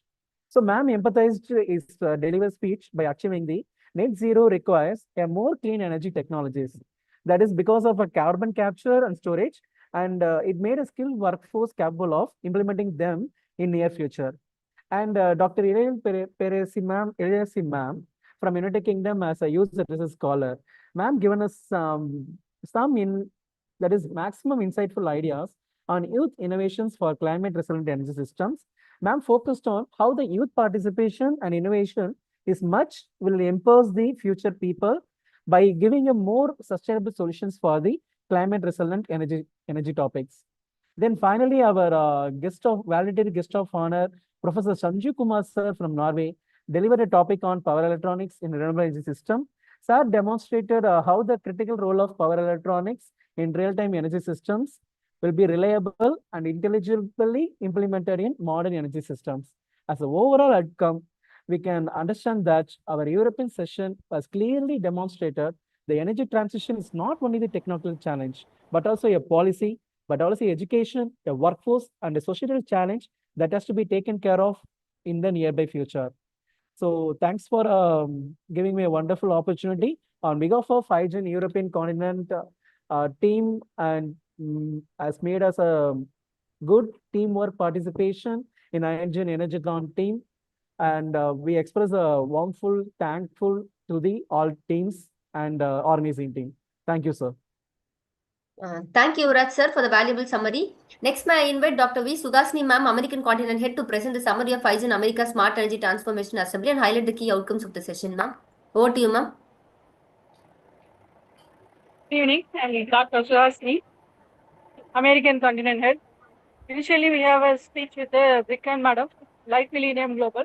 She has discussed about ocean waves, desalination, and ICTs, in which she discussed about ocean waves, energies, and desalinations, and ICT energy for demand, water energy plus and resource direct hydraulic pumping. And next, she discussed about deep ocean water pumping. Next, we have a section with Lawrence sir, in which he has discussed about promoting wetlands and natural ecosystems, nature-based climate sustainability, and law, science, and environment protections, and protecting biodiversity and wildlife. Next, we had a section with Mr. Ray, in which we had a discussion about the people are more powerful than they think. The top actions you can take for your planet. Individual action by marathons and the top actions for a planet and for awareness to actions and collective power and community. Becoming a climate change maker, in which the Rayan has covered his topic. Next, we had a section with Siva Shanmugam, in which he has discussed about wireless technology, in which he was covering about international industrial wireless standards and industrial automations and IoTs, reliable communications, dynamic and mesh routings, and industrial applications. In which we have next we have a valedictory section with Hudson sir, in which he has discussed the key points about global engineering experiences and engineering without borders, green and energy efficient ICTs, and AI for sustainable interference, innovation through the collective actions. These 3 years in which they have discussed about energy without borders for our IGEN ENERGATHON 2026. Thank you, ma'am, for sharing those important insights. We now move to Australia continent. May I invite session head representative of IGEN Australia Climate Resilient Energy Assembly to share the major highlights and outcomes of the session.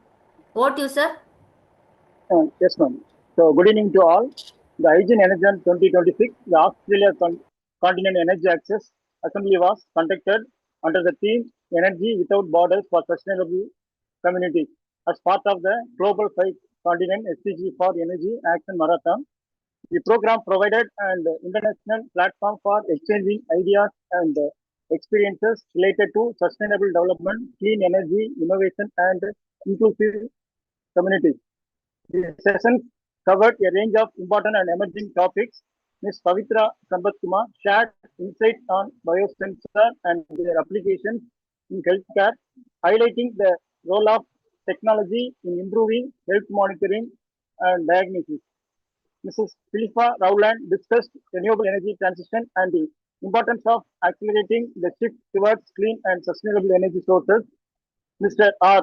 Janandan presented perspectives on artificial intelligence for energy conservation, emphasizing how AI-based solutions can support efficient energy management and reduce energy consumption.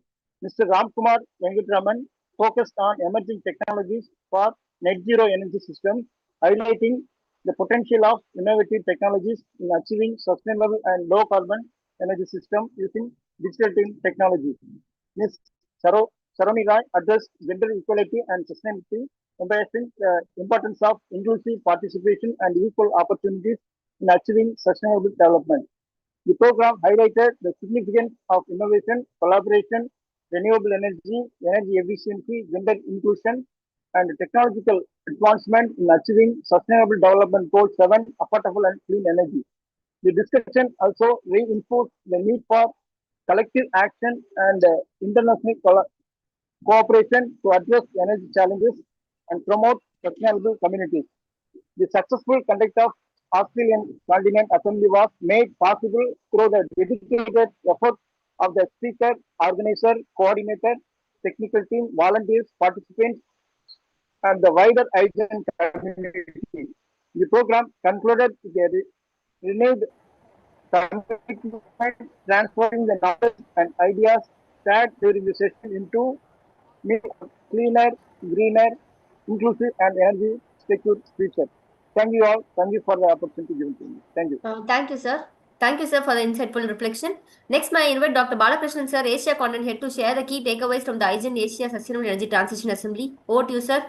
Ma'am, actually, Balakrishnan sir is not there. I representing Asia Content. Is my voice audible? Yes, sir, you're audible, so you can proceed, Yes, sir. Firstly, I would like to thank the distinguished guests, respected speakers, moderators, industry leaders, researchers, young innovators, and the students and participants across India.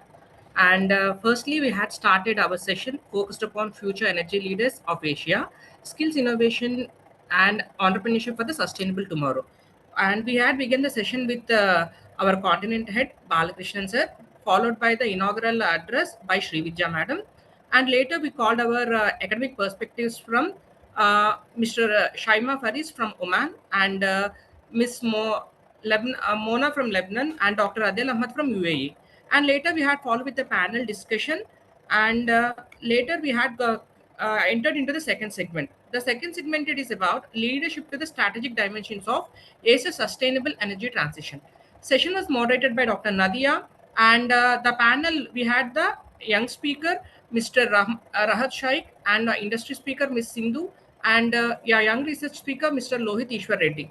The session highlighted the Asia's energy transition presents enormous opportunities as well as the significant challenges: energy security, affordability, infrastructure, and implementation. The important lesson of the second theme is about Asia cannot depend in a single pathway, where we need strategic cooperation, innovative policies, investment, partnerships, etc. And the third session is purely focused upon technological foundations of the energy transition, powering Asia's sustainable, renewable energy, smart grids, and emerging technologies. The session was moderated by Professor Kasturi, where we had the speeches from Dr. Krishna, Muhammad Shaikh, and Muhammad Nafis from Bangladesh. The session demonstrated future energy about increasingly clean, digital, intelligent, and content resilient.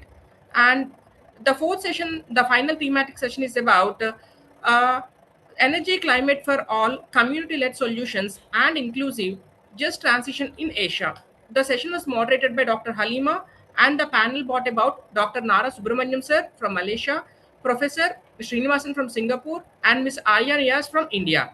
The session reminded us the sustainable development must ultimately improve the people's lives. The energy transition must be affordable, accessible, inclusive, and community. And later we had winded up the session, and by the entire of the session, we had came up with the final message where uh, the journey must begin with an action. The Asia Energy Oaths taken throughout the sessions, which have already given us the foundation. And finally, we conclude that the spirit of Grand Asia Sustainability Energy Declaration to stay united, to pledge to conserve energy and protect the environment, to support the sustainable innovation and renewable energy. And mostly together, it is important. Together we act, together we lead, together we power the sustainable future. On behalf of the Asia continent, Sustainable Energy 2026 from the continent, I extend my heartfelt gratitude to every distinguished speaker, moderator, industry expert, academician, researcher, youth representative, and the management of IGEN. A sincere appreciation for Dr. Ramesh sir, founder and president of IGEN, and Balmurugan sir, vice president. Thank you for giving me this wonderful opportunity to represent the Asia continent.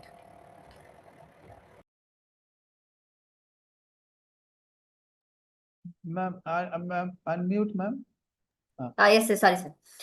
Thank you, sir, for your comprehensive summary. We now turn on to URA Global Session and URA Global Green Action Recommendations 2026, bringing together collective voices and initiatives of URA cooperation circles across 120 countries. May I invite Dr. Fariza, ma'am, to share the key outcomes and recommendations from this global session, ma'am. Over to you, ma'am. Yes, good evening, everyone. As we come to the close of ENERGATHON 2026, I'm pleased to present a brief report of URI sessions. First session was successfully conducted yesterday, 7th August 2026 from 4 p.m. to 5 p.m. IST through Zoom, themed URI Global Session 2026, Energy Without Borders, Interfaith Unity for Sustainable Communities, bringing together distinguished international leaders, professional academicians, and participants committed to sustainable development and interfaith cooperation. The program commenced with the welcome address given by me and was smoothly moderated by Ms. Priyadarshini. We have honored to have Professor Dr. Abraham Karikram sir, former Secretary General of URI Asia, who delivered the inaugural address. The session featured enlightening presentation by Ms. Maria Crespo, Latin American Regional Coordinator, on the topic Building Sustainable Communities through URI Corporation Circle. The next speaker was Dr. Emmanuel Ande Iwogara, West Africa Regional Coordinator at United Regions Initiative. He spoke on the topic URA Corporation Circles Driving Local Partnership for Energy Equity and Climate Justice.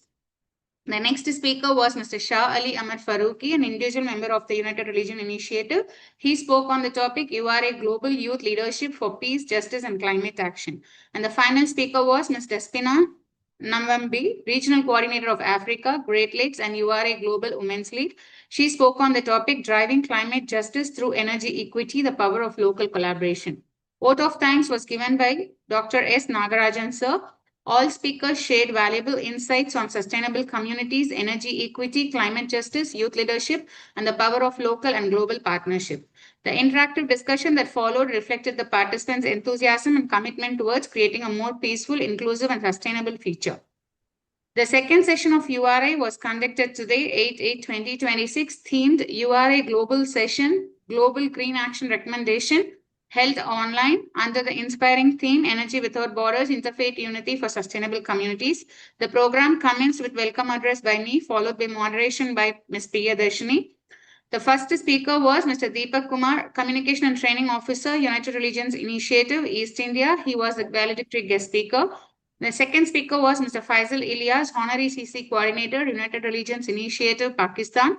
He spoke on the topic Transforming the World Through Peace, Justice and Sustainable Energy, the role of URA Corporation Circles. The next speaker was Mr. Dofa Francis, Hive CC and Living Environment, Nigeria. He spoke on the topic URA Youth Leadership in Interfaith Climate Action.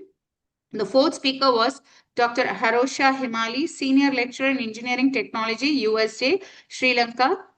She spoke on the topic Energy Without Borders, from Energy Efficiency to Climate Resilience through Global Partnership, aligning to URA Framework for Peaceful and Sustainable Communities.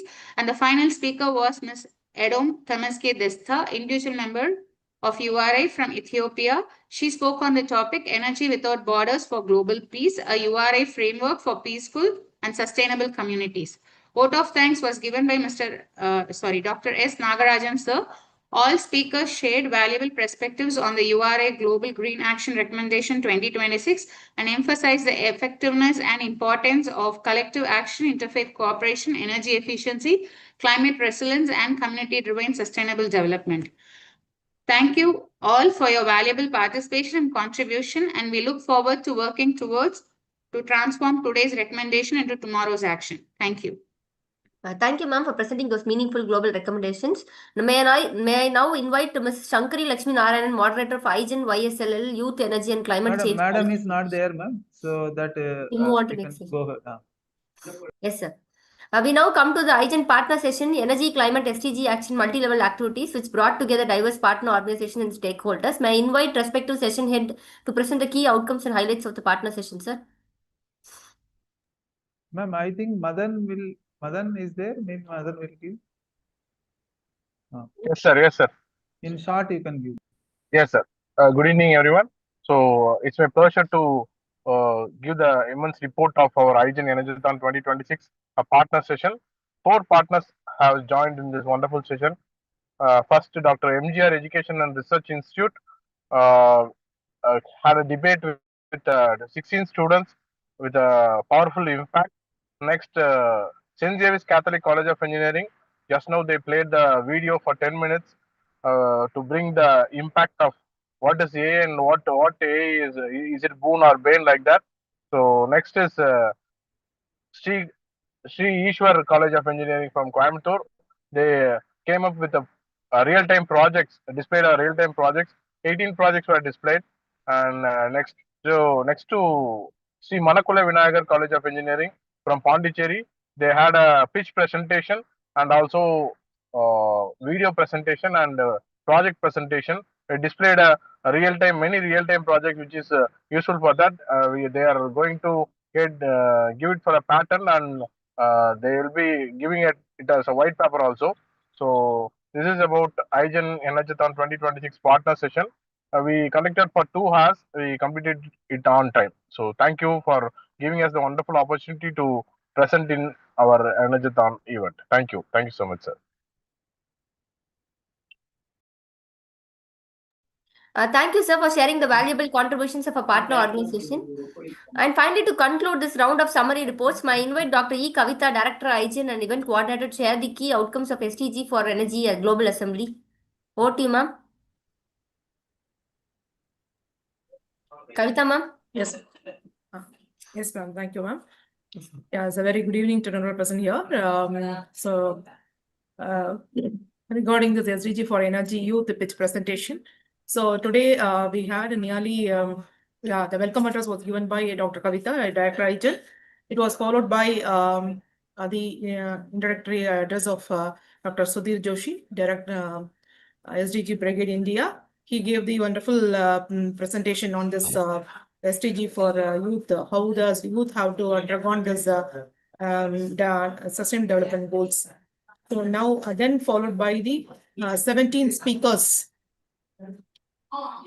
17 speakers. So all the speakers are across India. So they each speaker explained well about all the SDGs related to energy. So it's a really wonderful session for all of us. It takes nearly 2 hours to for the session to complete. And now I hope this is a very interesting and useful session for all the participants. Thank you for the opportunity, Glenton. Thank you. Thank you, ma'am, for bringing to the key outcomes of this global assembly. Now, what we have just heard is the powerful reflection of the collective work accomplished during these 26 hours.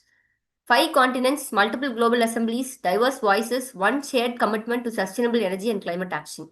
Let us give all our session heads, leads, moderators, speakers, partners, participants, and the entire team of Energathon a well-deserved round of applause for making IGEN Energathon truly meaningful. Now we have come to the concluding session. It is now time to welcome the chief guest who honors the grand Before that, madam, before that, we will play the outcome video. Our students done. Then we will go for our chief guest. Niranjan, you can play the outcome video, short outcome.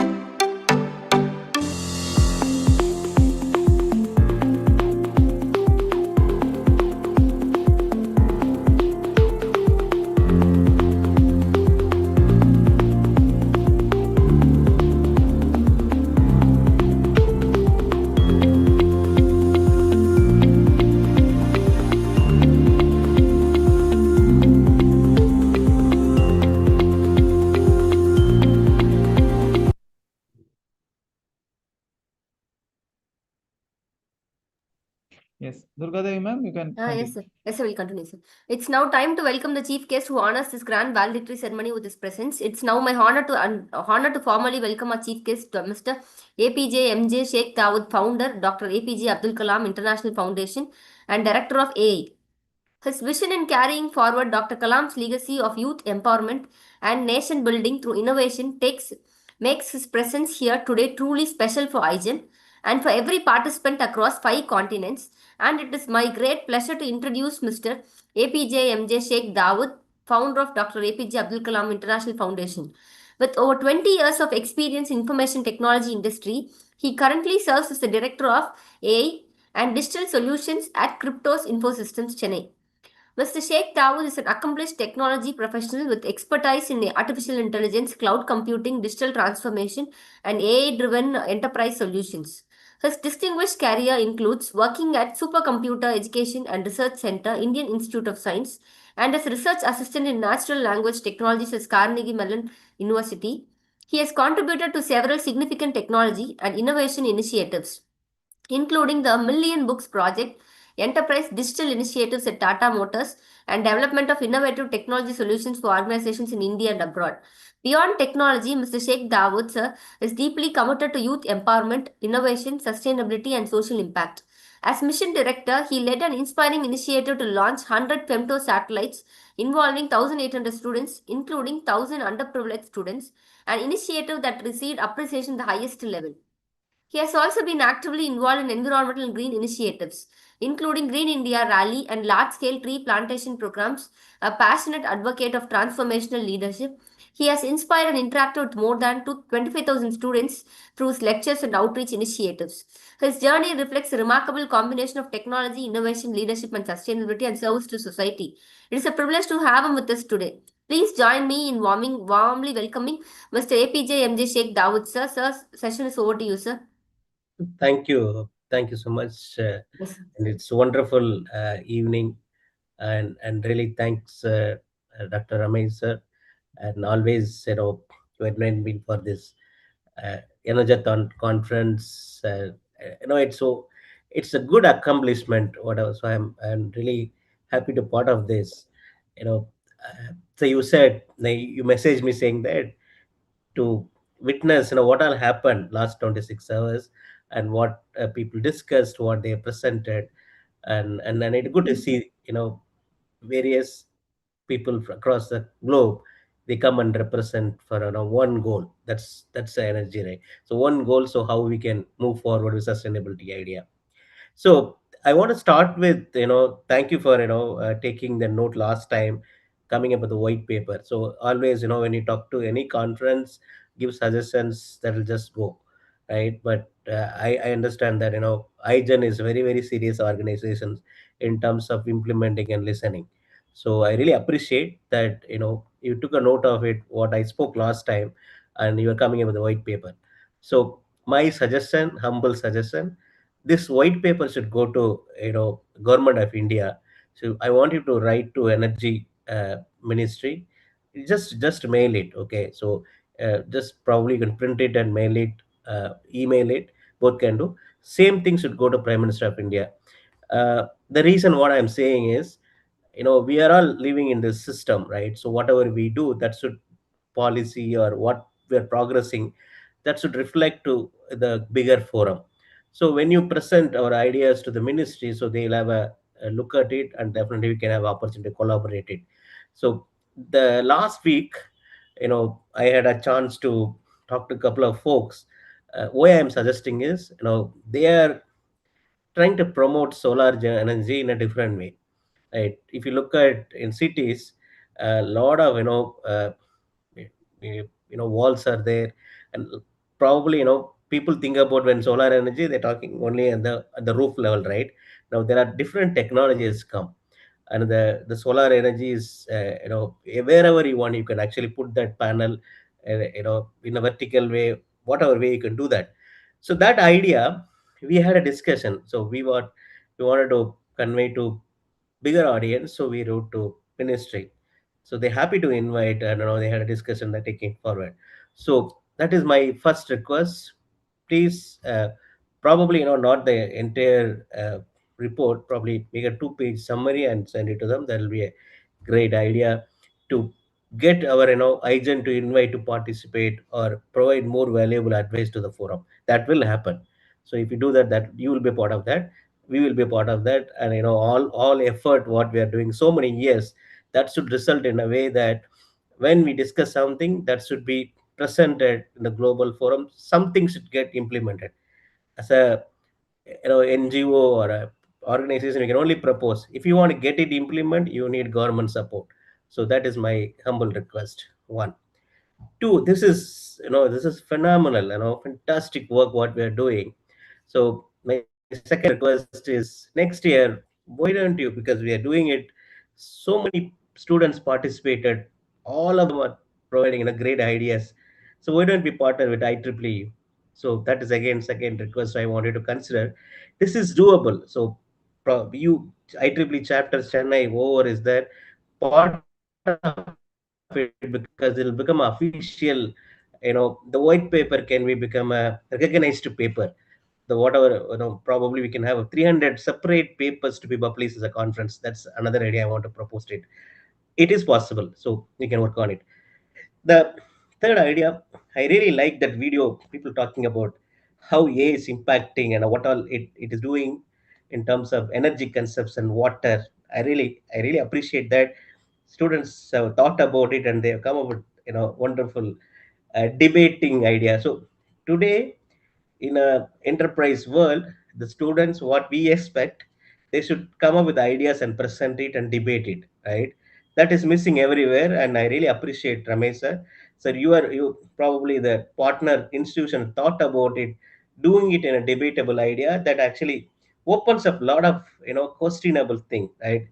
Just only if I speak, you listen, but when you debate, a lot of things get virtualized, and we can do. So I have I carefully I watched that video, and I have few observations since last 3.5 years, 4 years I've been working on this industry.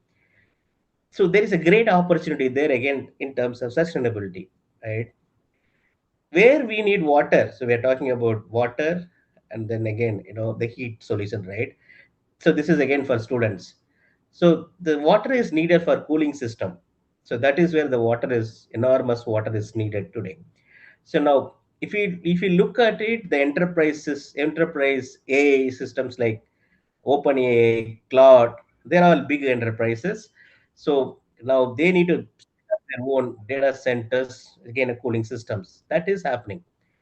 Now, another revolution is happening across the globe. People don't want to, consume the public API and put their enterprise data like bank or insurance. They are definitely not going to interface with the public data. So what they are doing it, they are actually constructing a data center. So that is happening in India, Dubai, everywhere is happening. Now, what is the opportunity there? So can we come up? So always, we just talk about bigger problem. We are afraid of it. Keep gossiping it. No. How do we solve this? Is it a cooling problem, right? It's just a cooling problem. How we do that? So can we take the water? Where what is available today? So we have a seawater. The entire seawater is available to us. So there is a desalination. I saw that there is a big discussion happened one of the forum that about desalination stuff. So that's a great idea. Only challenge there I see that putting research on that, the power generation, like if you make it from salted water to normal water, you need energy like electricity. So that problem can be solved easily. So now there is another closed loop cooling water system people are suggesting. So don't afraid that we start using AI, we are not going to have enough water to consume it. That put aside that idea, and instead of that, start doing research. How our organization, how our engineering college can come up with the idea to tackle that. This cooling system is very, very interesting. And if you can come up with some research idea, desalination idea, or the heat. See, I had an opportunity 2003. I had flown to San Francisco, where if you look at it, Internet Archive today, way back machine, and I had an opportunity to witness that is such a big data center.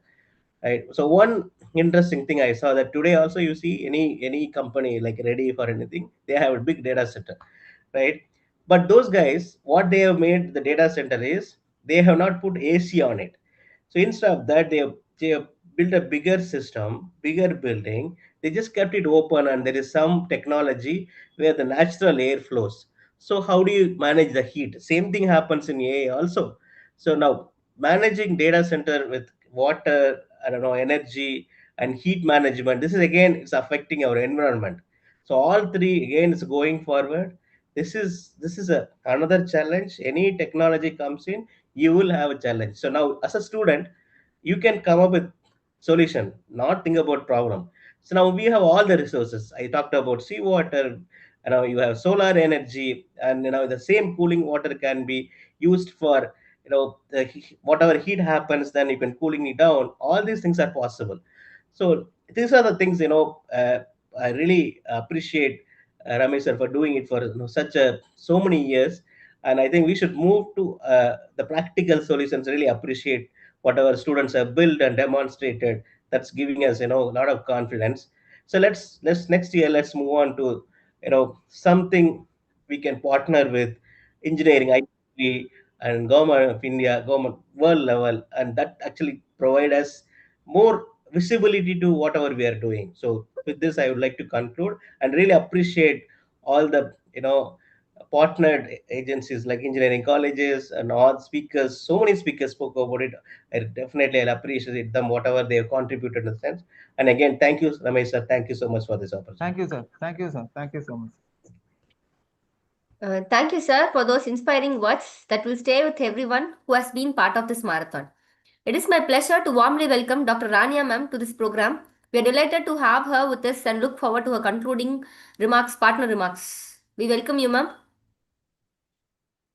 Thank you so much. Warm greetings here from Greece, from Athens.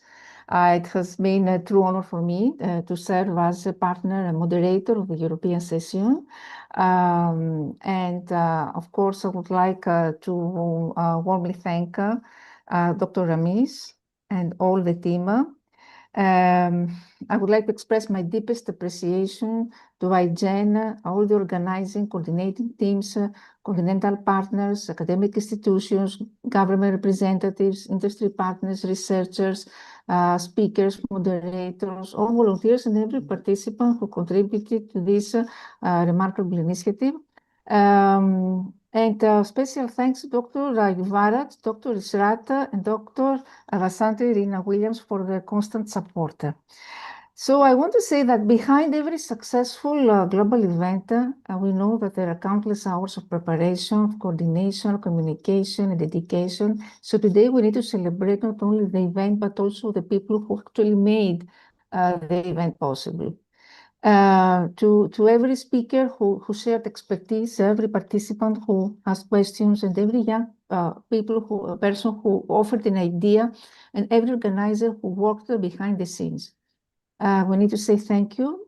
And as we come to the close of this IGEN ENERGATHON 2026, I would like to say one simple thought that energy may power our world, but collective action has the power to transform it. So what we have witnessed through this extraordinary global energy marathon has been far more than a series of presentations or panels or discussions. I think it has been a demonstration of what becomes possible when knowledge meets commitment and when continents come together with a shared purpose. And the theme of this year in ENERGATHON, Energy Without Borders, this reminds us that actually energy challenges do not stop at national boundaries because climate change knows no boundaries, no borders, and energy insecurity knows no borders. So from one continent to another, we have heard different perspectives, different realities, different priorities. But beneath all these differences, one message has remained remarkably consistent, that we need a cleaner, smarter, more inclusive, and more resilient energy future. And this future will not be created by technology alone. It will be created by people who research, who innovate, who educate, who develop policies, who invest, who build communities, and people, especially young people, who have the courage to imagine something better. And this is why IGEN ENERGATHON is so important, because it transforms the conversation about energy from a technical discussion into a global movement for action. So our discussions have reminded us that achieving SDG 7 is deeply interconnected with education, health, economic opportunity, gender equality, sustainable cities, social justice, climate action. We cannot build sustainable communities without sustainable energy systems, and we cannot build resilient economies without energy securities. But now comes the most important part, what happens after the Energathon. The answer must be action. We need to let the ideas shared here become research projects, research become innovation, innovation become policy, and policy become implementation.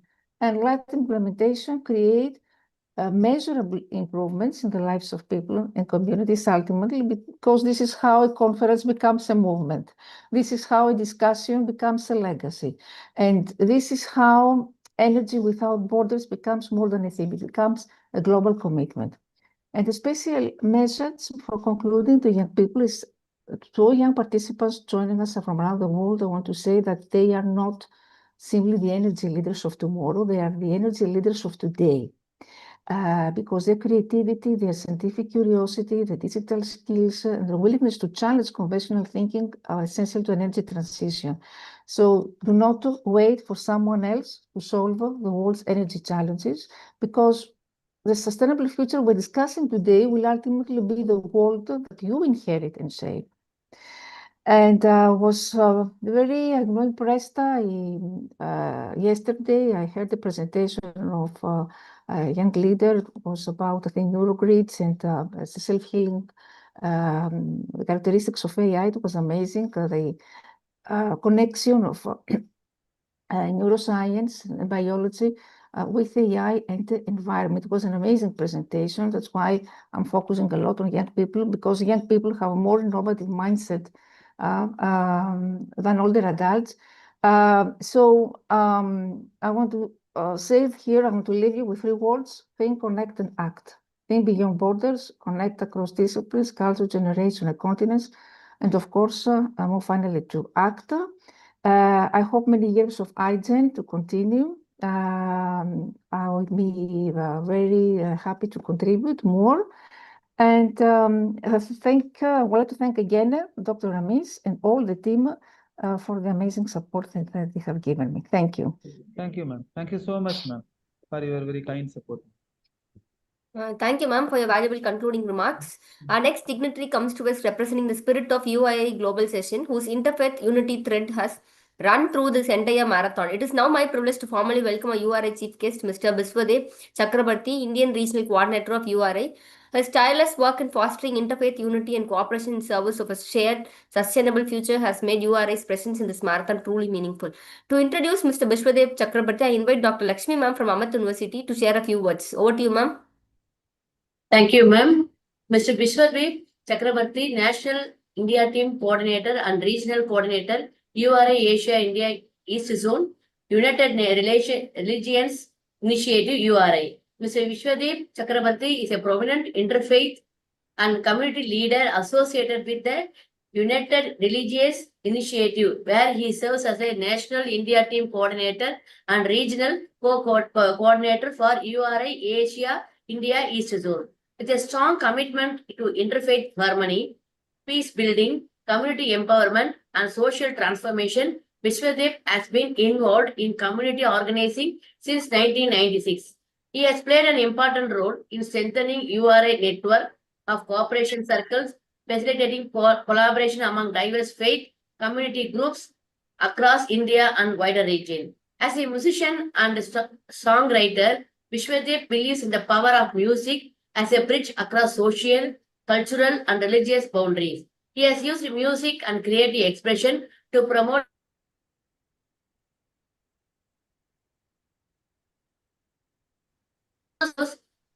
serves in a leadership role with Ecton Cooperation Circle, one of the URI's grassroots initiative in India. Over the years, he supported initiatives addressing interfaith dialogue, peace, human rights, education, environmental sustainability, and community development. Under URI East India, he has helped bring together multiple cooperation circles to respond collectively to social and environmental challenges, including the waste to wave movement, addressing environmental degradation and vulnerable communities. His leadership reflects a vision of building a more peaceful, inclusive society by bringing people of different faiths, cultures, and backgrounds together through dialogue, cooperation, music, and community action. Sir, the session is yours, sir. Thank you. Thank you, Lakshmiji, and thanks to all the esteemed guests and honorable participants, and special thanks to Dr. Ramesh. It's been a long time that, not so long, but to see all of you. I had some few times this morning to go through your YouTube and look at it and watch a speaker. Many of you are known colleagues and other esteemed speakers speaks, which really inspiring. And it is very much honor and privilege for me to be here. I would be very brief and short, but what is important today, what I have been working since last 30 years is understanding the knowledge in the community, the power of transformation in the community. While this specific sessions talks about energy without border, I always wonder that when we talk about borders, what it is, just the geographical border, or should we be more focused? And in fact, just in the beginning of when I joined, Dr. Ramesh presented the different challenges in the border. And obviously, the geographical border is one of the border we wanted to reach cross border, but also the science and traditional knowledge. How do we bridge between that? And that is what my focus have been working to build, to bridge between technology and nature, to bridge between development and sustainability. The one word you all are echoing since many years, and we are all talking about SDGs, is about sustainability. What the knowledge, we don't want to look at the past, but as you say, the looking at the future using technology, but also the past hold a lot of knowledge and wisdom. For generations, many communities has lived very proficiently and efficiently. One of the practice that indigenous community, earth, energy, and indigenous wisdom, we really build a pathway to sustainable future. And our role is how do is this energy, as we see, that could be more rather than exploitative, could be cooperation. Consumptions can turn into responsibility. Separation can create a pathway of interconnectedness. And the competition, let transform the competition to become a collaboration. So that is what I think we are all looking to. Sustainable means changing the whole relation with the earth, especially people with more responsibility sharing, that we all understand as a more wisdom perspective that this earth is our inheritance, not to consume, but it is a living legacy holding trust for those who are yet to come, our next generation. And I would like to say, that how we can, this some of the recommendation that see how we can build our future. I think particularly talking about the clean and equitable energy, but also protection of biodiversity of indigenous knowledge.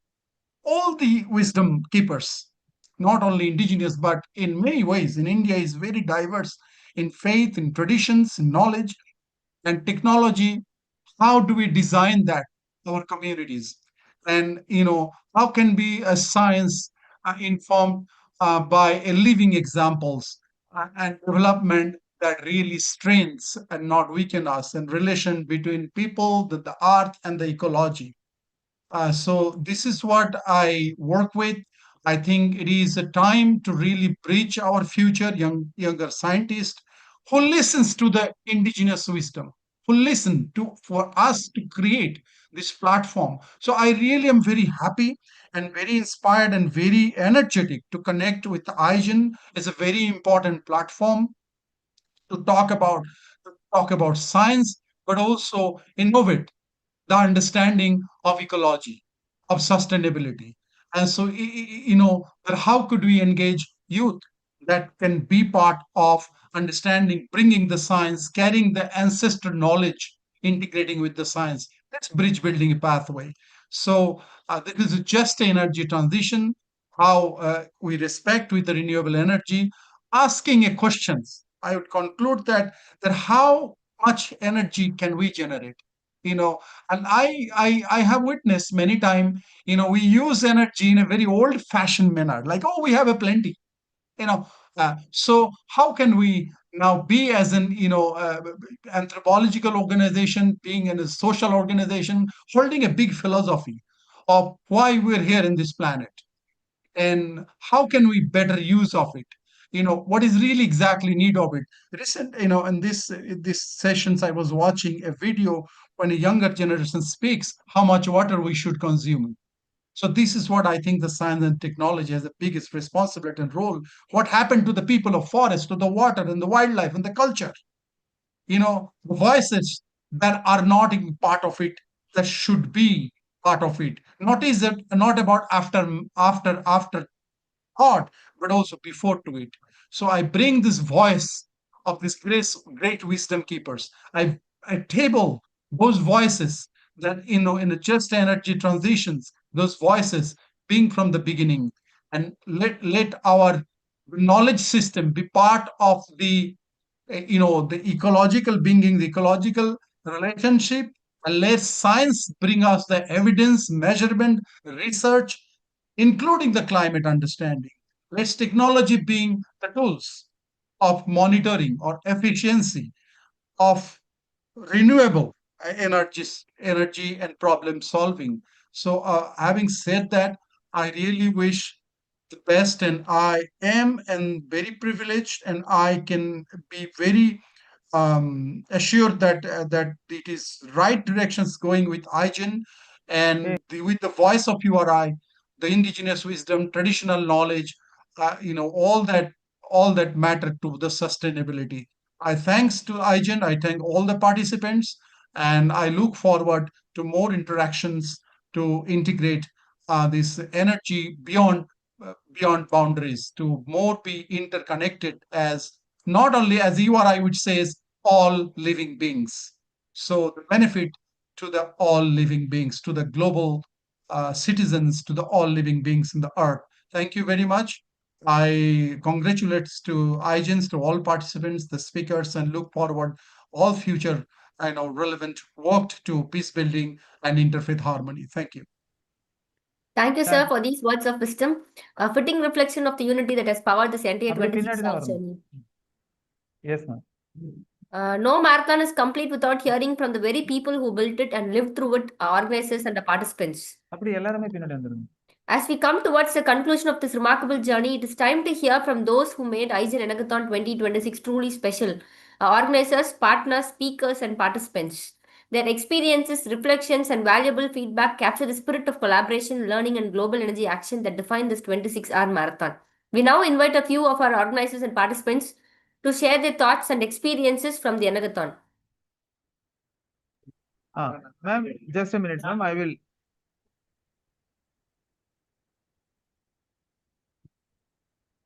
Just a minute. Yes, sir.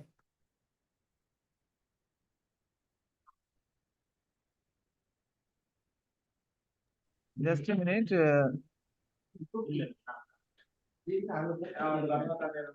So I would like to invite members, our volunteers. You can give your feedback. Then we will have the official launch of 2027 IGEN Marathon. And we are going to, this is the first time we are going to announce the organizing chair for the IGEN 2027. Virtual background. None. Okay. Right. இதுல எல்லாரும் தெரியுது.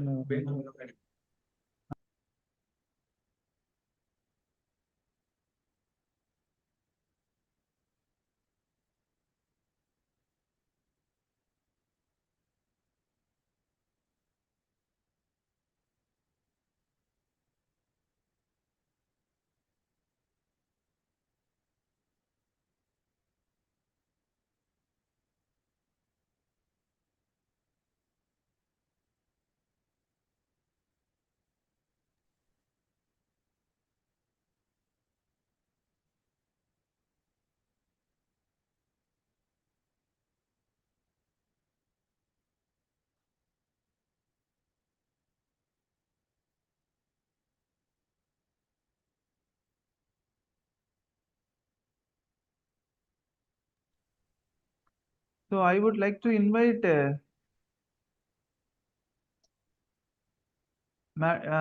maybe members, those who want to give your feedback, you can give the feedback. Then we'll go for the தலைகளை வருது இப்படி இப்படி தலைகளை வருது ஏன் அப்படி வச்சா சரியா வரும்.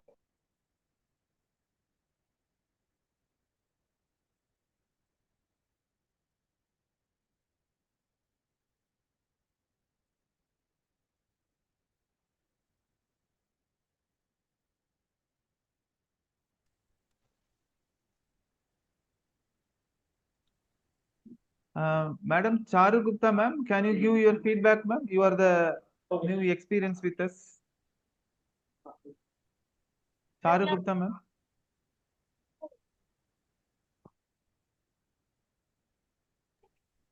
கொஞ்சம் பின்னாடி போயிடு அப்பதான் எல்லாரும் தெரியும் போதும். Charu Gupta, ma'am.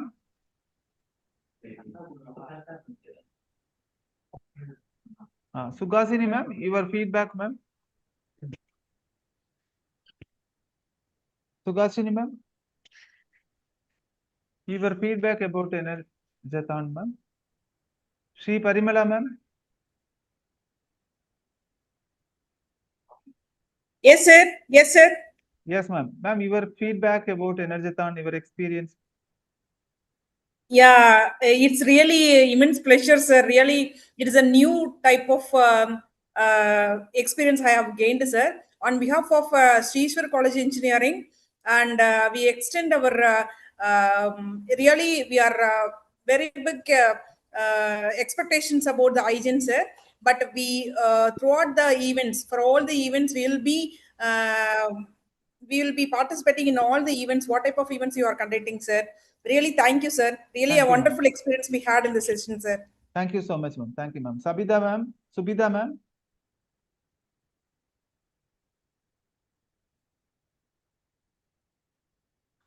Subida, ma'am. Nagarajan, sir. Sir, thank you, sir. Sir, this actually last time, good evening, sir. Last time I was just a participant. This time I organizing team. That is what. Next time you have to be the head of Energathon. No, sir. Just because really I enjoyed. I almost I for 3-4 continent I observed only in midnight only I could not be able to watch, but it is really very more informative and also we got some idea about the energy and regarding the energy, sir. Okay, Good experience thank for me, sir. Thank you, sir. Thank you, sir. Thank you, sir. Selvarai, sir. Sir, this is Subida, sir. Yes, ma'am. Your experience. Sir, really, you have arranged everything well, and all the continent heads, they have arranged everything well. It was very much useful, sir. Very nicely organized. Even you gave us a special chance also. So, on behalf of St. Xavier's Catholic of Engineering, we would like to thank you and all the organizers and all the volunteers. Thank you very much, sir. Thank you, ma'am. Thank you so much, ma'am. Selvarai, sir. Sir, excellent teamwork, great work. Participants learned lot new things from the events. Excellent organization. Actually, the students organized the work lot and they gave good effort. Thank you. Thank you, sir. Thank you, sir. Professor Dr. Nilesh, sir, Ramesh, sir. yes, ma'am. Dr. Ramesh, sir, I'm Angelia. Yes. Hello. Yes, you can continue. Hello. Yes, ma'am. We can able to hear you. You can continue. Okay, very good evening, one and all. This is wonderful experience in the all program. I am always happy to work with the IGEN group regularly, conduct different activities for the welfare of the whole world. I feel very proud to be associated with IGEN. I am also very proud of our respected Dr. Ramesh sir and his continuous efforts for the betterment of society. It is always a pleasure and honor for me to work with IGN. Thank you, ma'am. Thank you, sir. Thank you very much. Yuvraj, sir, Yuvraj, sir, Manakala Vinayagar Engineering College. Sir, good evening, sir. Yes, sir. Your experience, sir. Yes, sir. That was a very good, nice experience by being a part of member with coordinating with all the members in our continent. So I got a new experience how to organize a event along the student community. My experience. Sir? Yes, sir. Continue. Yes, sir. So I got to experience how to organize an event along with the student coordination. And with that event, sir, I could get a more connection with our Continental members and other Continental students, volunteers. Their contribution was very extremely appreciable, sir.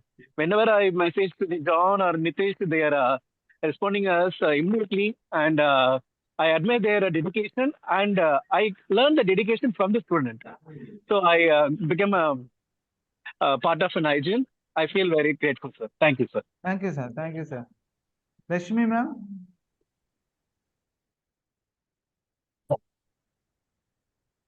Thank you, sir. Usually, I myself and Zaira ma'am will be coordinating. This time, we are organizing a session. Next time, we will try to be with Energathon for more number of hours, sir. Thank you for giving us an opportunity, sir. Thank you, ma'am. Charu Gupta, ma'am. Well, it's the platform where everyone can feel energetic talking about energy. Sustainable energy makes the man energetic. So it's the platform to be energetic. So that's a great recognition, opportunity to be recognized as international platform, being the volunteer of United Nations and making the association with more than 193 countries. Great, sir. Great, Ramesh, sir. Good initiative. Thank you, sir. And I feel proud for that. Thank you. Thank you. Thank you, sir. Thank you so much, sir. Fariza, ma'am. Yes, sir. This time I got opportunity to get contact from so many people across the globe. The main reason was through URI only. So I feel it has connected me to get more details about URI, as well as I have got details about various professors also who are working in energy. Thank you, sir. Thank you for the opportunity given. Thank you. Sugasini, ma'am. Sugashini, ma'am, you would like to share, ma'am?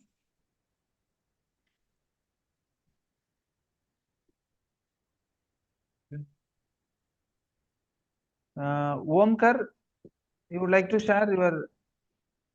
Hello, sir. Yes. Sir, I am Omkar Vittal Shinde. I come from Maharashtra. I am actually one of the inventor. I invented my own method in hydrogen. So I am exploring all those things which can promote the hydrogen in India. So I saw the number of ideas on the hydrogen. How can we promote the hydrogen using the different policies? And the grandnephew sir of APJ Abdul Kalam sir told us about the how to communicate with the different agencies of the government of India. So that makes me a really wonderful and really good. That makes me a motivated to build more on hydrogen. I sent the message to you also that I have a patent and different. Yes. So I will now become a more motivated and more motivated and more. I will look forward to in the hydrogen field. So I am currently pursuing the BTech and CSE, but my interest in the hydrogen. So this overall program gave me the how the ideas spread over all the world in context to the energy. So this events is a wonderful event that gives me the opportunity, knowledge, and motivation. All those things. Thank you, sir. Thank you. For Thank you, everything. Omkar. I think you can join with Kavita, ma'am, because through our IGEN Research and Innovation Consortium, we have IGEN Research and Innovation Consortium. Through that only we are doing research and innovation activities, patent also. So you can be part of that as a member and take it forward. Okay, sir. Okay, sir. Thank you, sir. Thank you. And now I'd like to invite Durga Devi, ma'am. Yes, sir. Thank you, sir. First of all, thank you for this opportunity, sir. Actually, I was in 2024, I participated in Enagathon 2024, Oh, and I was congrats. also a superstar participant and fortunate to be a part of World Record certification. And similarly, last year, 2025, in Enagathon, also I had an opportunity to contribute to a book chapter, which also strengthened my association with the IGEN. But this year, I had a wonderful opportunity to take my involvement to the next level. Like, you have given me an opportunity to be associated with Africa Continent Lead, working with different speakers and with different partner organizations from different parts of the world. I sincerely thank IGEN team, sir, for giving me this opportunity. I'm truly grateful to be part of this journey and look forward to continuing this association, sir. Thank you so much, ma'am. Thank you, I sir. hope I all invited all, and I would like to invite our director, Gohul, for a concluding remarks. Gohul? Gohul? Gohul? Okay. I think Gohul in travel, I think. Madan, you would like to share any information before we are going to the... Okay. So finally I will call our organizing, overall organizing chair, Rangarajan. I would like to give the Rangarajan's feedback and experience. Then we'll go official launch of 2027. Yes, Rangarajan. So good evening, good morning, and good night to all the members who joined through online in Zoom and YouTube. So it was a wonderful opportunity to organize, not as an organizer, being a part of this beautiful event, which is held around 26 plus hours. Right now we are going, and we have connected almost 5 continents and a lot of speakers throughout the globe. So it gives a pleasure to work along with IGEN. So thank you, Ramesh sir, for this wonderful opportunity. And as a cut and draw, the IGEN ENERGATHON 2026, the Institution of Green Engineers looks back on 26 unbroken hours that will be remembered as a defining moment in global movement for sustainable energy. What began as an ambitious attempt to set a new world record evolved in something far greater, a genuine, borderless convergence of minds, cultures, and generations, all united by shared convictions that energy, justice, and climate action cannot wait for convenient timelines or geographic boundaries. Across 5 continents, the marathon carried out forward a continuous thread of dialogue, from opening ceremony, call for unity, through the India Special Energy Session, roadmap towards net zero, the Africa's Assembly pursuit of universal energy access, Europe's exploration of resilient energy system, the Americas' focus on smart transformation and sustainable behavior, Australia's climate resilient innovation, and Asia's youth-driven entrepreneurship and skill agenda. Each session, through distinction, geography, and focus, wove into a single unbroken narrative, proof that when institutions, policymakers, industry leaders, and young change makers choose to listen to one another border, the resulting vision is richer, more inclusive, and more actionable than any single In the voice could camera, produce alone. Terira. Particularly, pride belongs to youth participants of this marathon. 17 policy pitches under "If I were the Minister for Energy and Climate Change," and 17 SDG mapped proposals presented at SDG for Energy Global Assembly. Their willingness to imagine bold futures and translate abstract sustainability goals into concrete community-rooted solution is precisely the spirit of IGEN hopes to nurture and amplify in the years ahead. The interfaith dimension brought the URA Global Session and the Cooperation Circle recommendation gathered from 120 countries further underscored a truth that ran through the entire event, that sustainable energy transition are ultimately about the people, values, and collective will as much as that they are about technology and policy. So this marathon would not have been possible without the extraordinary commitment from IGEN's leadership, Dr. L. Ramesh sir, session chairs, Continental coordinators and moderators, organizing partners, and nor without the generosity of keynote speakers, panelists, youth delegate who gave their time and expertise across time zones through the night. Equal gratitude is owed to the academic institutions that hosted simultaneous activities and the sessions and organizing partners whose collaboration made truly borderless platform possible. As IGEN ENERGATHON 2026 formally comes to a close, its true legacy begins now.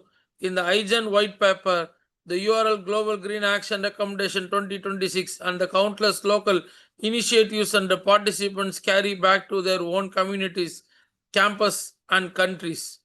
In the words that opened the marathon, energy known as no borders, the task ahead is to ensure that neither does the will it act on it. IGEN looks forward for the reconvening this global community for further editions of Energathon, building on the record set today towards the future of shared prosperity, resilience, and sustainability for all.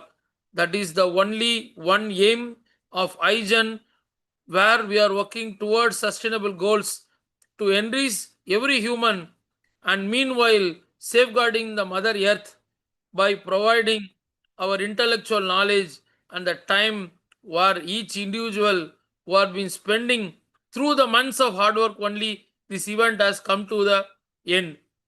I thank once again all the committee members, student members, and working professional and institution members once again, because this event has not been came to a single night.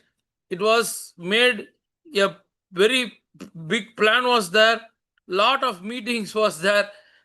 People used to know every week there was 2 meetings put together.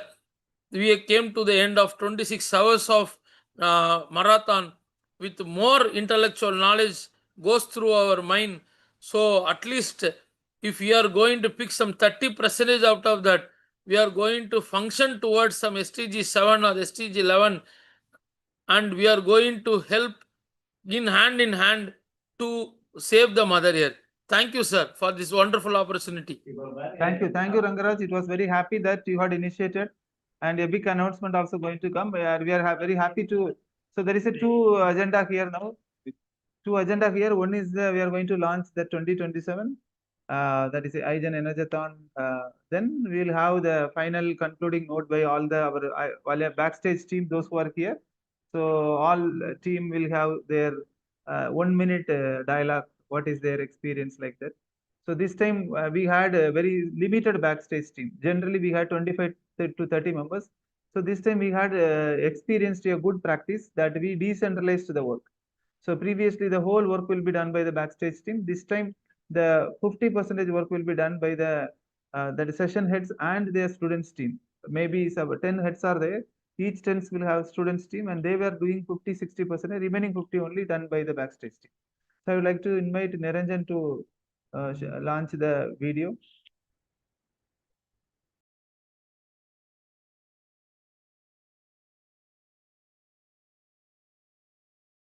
From 2020, a vision was born.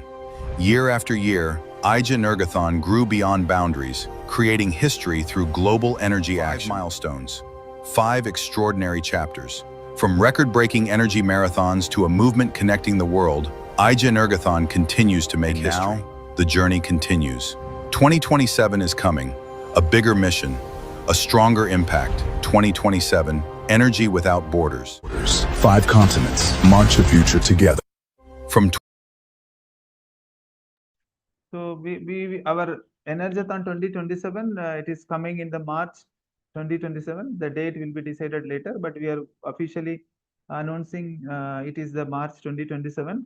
And this time we are very happy that to inform that we are announcing the organizing chair. Dr. Durga Devi, Crescent Institute of Science and Technology, is one organizing chair.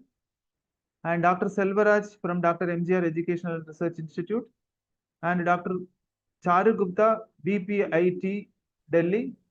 They three members already given the concern as the organizing chair, and so this whole team will be always there because this is the main team, and the student presently B. Yuvana Sri from Sri Manakonda Vinayakar Engineering College. So this is a limited team which we had initiated, and so IGEN ENERGATHON 2027, which is officially initiated from today. Like what is the idea behind this is this team will work towards and have a monthly one activity, monthly one conclave, the same style continent based conclave, monthly 1 2 hours conclave will be there. So it feel that continuously by September, November, December, like that. So next January, February, March, 3 months continuous work, then we'll have a final outcome in the month of March. So this is what the plan. So now I'd like to invite our volunteers one by one. They will come forward and share.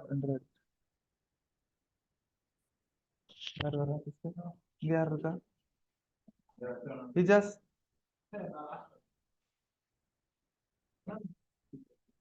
இல்ல இவன் நம்ம பேர் என்ன ஆராய்ச்சி Jai Ganesh. Vanga. Hey, you come here and just you tell just 1 minute or 30 seconds. You can tell them so that they all know that. See, you tell your name and anga pasu. Podu. Adile pasu. Yeah, adile mute it. Hello, my name is Jay from Lakshmi Institute of Technology. ENERGATHON 2026 is the best experience for me. To work with John and team is very wonderful experience for me. Thank you. Next one. Hello, everyone. I'm Balakrishna. I'm working from Ramesar office. I feel proud to come. I feel proud to have worked on this event. Thank you. Next. Hello everyone, I'm Jai Kumar from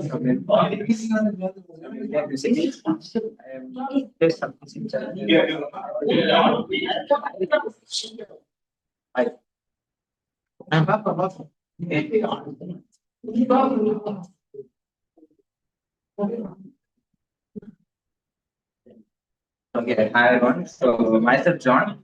It's good to be an organizer for this event, and it's been really great. And we had a lot of fun, and we learned a lot from this event. And this is the team we have. They were all. They didn't even sleep the last night, and they were coordinating. And I think you might have received certificates for past 3 sessions, and a few will be sent by tonight. Mostly it will be done by the 2 weeks. Okay, everything will be done in 2 weeks. So this is the team, and it's really great to have them. I met like So I would like. So we would like to thank John special because he is totally leading the team to connecting all the people together for a better activities. Thank you, John. Next. Niva.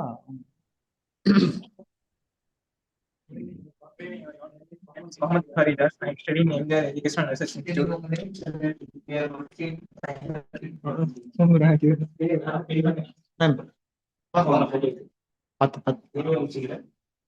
everyone, I'm Shruti from Alumni Department. We are working for the certificate and we are glad to host us. Thank you.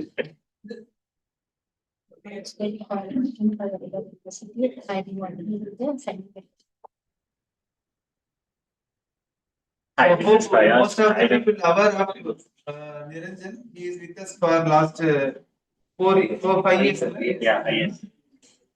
Yeah, hi, all. This is Niranjan. IGEN Niranjan. I have continued with IGEN almost 5 years, and this is my 4th ENERGATHON, and I have completed a 3 ENERGATHON also. Yeah, thank you for that. I think the last person is Gogul. So he is the person actually made the video. Hi, I'm Gokul. I'm studying in Bengal City. I would like to provide. I really proud to conduct this event. who coordinate that event. Thank you.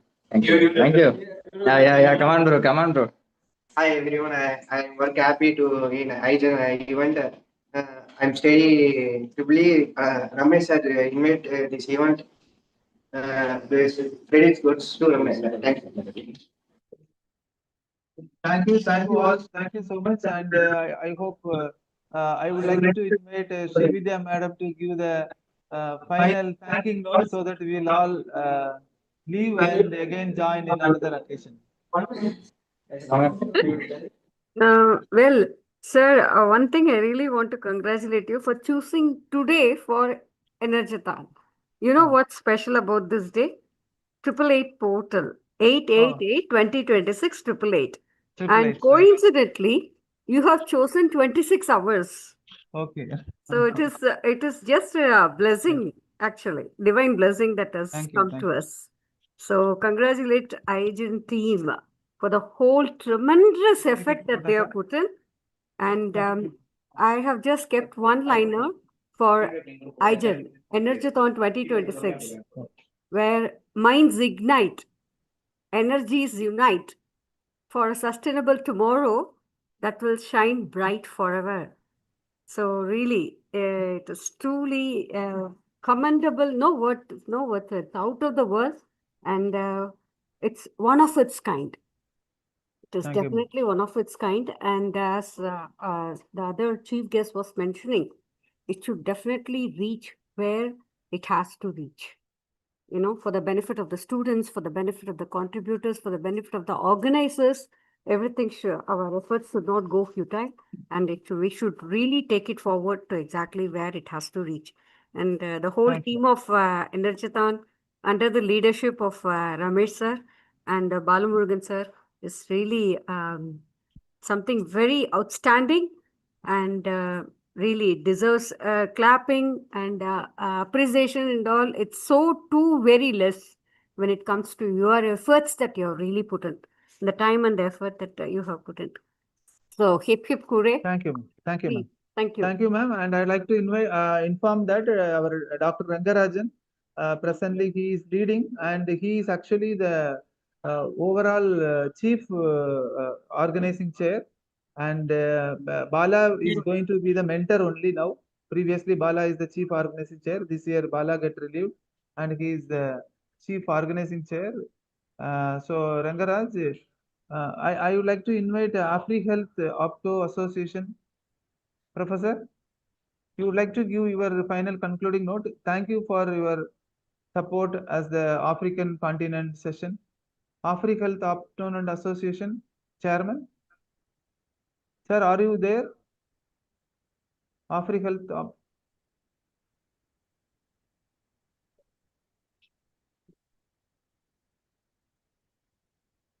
Rangaraj? So, Rangaraj? Okay. Yes, sir. Just a minute before your talk, I would like to invite for the audience. We are giving the certificate one by one. It is coming. We already committed you. Before 15th, you all will receive the certificate. But mostly another 2-3 days, you all will receive the certificate. S1 and S2 completed. Remaining all, it is coming one by one, plus the special appreciation certificate. Then we will be doing the research and who is going to be the world record certificate. That all going to come. Speaker certificate also. Another 2 days, all speakers will receive the speaker certificate. I would like to invite now the Rangarajan, who is the chief organizing chair, and he is officially announcing the welcome invitation for all to join as the volunteer of IGEN Energathon 2027. Yes, Rangaraj, with your initiation, we will conclude. Yes, sir. So thank you for this opportunity once again. So we are going to organize the Energathon 2027 in a very bigger way. So we are going to organize in the month of March 2027. So every month we are going to have a 2-hour session, as our president sir told, and we will be connecting. So the same pattern, 5 continents. So we are going to connect the speakers throughout the 5 continents, and we are going to do in a very bigger way. So I welcome upon the members from all the 5 continents to support and enrich this energy Environthon 2027. So I require the support from Srividya ma'am, Rania ma'am, Nagarajan sir, and all the persons who are there over here, and the 5 continents heads. So all the Lakshmi ma'am, Durga ma'am, and everyone, we are put together, work together, and we will have a wonderful and fruitful energy on 2027. We will support, sir. We will support, sir. Thank you. Yes, Thank you, sir. Rangaraj. Thank you, Yes. Rangaraj. And I would like to invite all the people, those who are watching in YouTube. If you want to be the volunteer in IGEN ENERGATHON 2027, you can text. We are giving one contact number. That is John number now. Take that number and give a text to him so that we can add you in the WhatsApp group with the Rangaraj and team and Durga Devi and team. They are the organizing chair. And they will be, you will be now part of IGEN. Like Nagarajan sir told, initiated 1-2 years back, like volunteer, then like that it will be there. So this is a good opportunity. Around 100+ people are watching now. So the number is given 936-3055-844. Immediately you text now so that we will be creating the new group IGEN ENERGATHON 2027 immediately now. So that group you all will be added and will be initiated today. So the new group and ENERGATHON 2026 concluded and ENERGATHON 2027 initiated, and IGEN white paper process also started.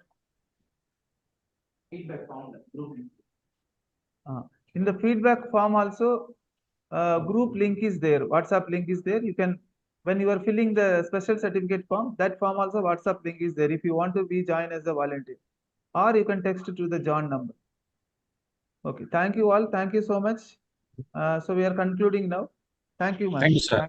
Thank you, sir. Thank you, sir. Thank you so much. Thank you, sir. Thank you. Thank you. Thank Thank you. you so much. Dr. Ramesh Greatly will be appreciated. IGEN Environthon also. There will be also IGEN Environthon the other one. Environthon, because already the time there is only 2 months is there, ma'am. That is what we are planning how to take it forward. Yes, Okay, we okay. will be informing another 2 weeks, ma'am, how to take it forward. Thank you, ma'am. Thank you. Thank you, sir. Thank you. Thank you. Thank you all. Thank you. Thank Thank you. you very much. Thank you, sir. Thank you so much. And congratulations. Thank you, sir. Actually, we had invited you for the speech, sir. But you that time I think you can't able to hear. 2-3 times we had invited you. Sorry about that. I was Yes, involved sir. in Yes, it. sir. Thank you so much. You can. We would like to hear from you your concluding notes, sir. All right. So thank you, organizers of this 2026 IGEN ENERGATHON. My name is Dr. Uzodimma Akujekwe Adrieje, the CEO of AfriHealth Optometric Association, AHOA. I had the privilege of being the chief speaker, the chief guest, and I delivered the inaugural address. I find this a very encouraging encounter, and together with my colleagues in Africa, we look forward to further engagement because I also am the chair of the Global Civil Society Consortium on Climate Change and the Conference of Parties. So there are so many things we will do. I'm the president of Nigeria for Conservation and Energy in Nigeria. So let's get on. There are things we will do. And thank you for the opportunity of that address. I spoke from my mind, and I hope I made sense to a good number of people. Thank you. And Thank you, sir. congratulations. Okay. Let's do it again. In your future program also, we could like to connect you with all our IGEN speaker also, sir. If you want, you can inform so that we can be Go ahead. part of it. Yes, sir. Thank you, sir. Thank you. Yes, please. I concur. Go ahead. Do so. All right. Bye. Congratulations. Bye. Thank you, sir. Hey,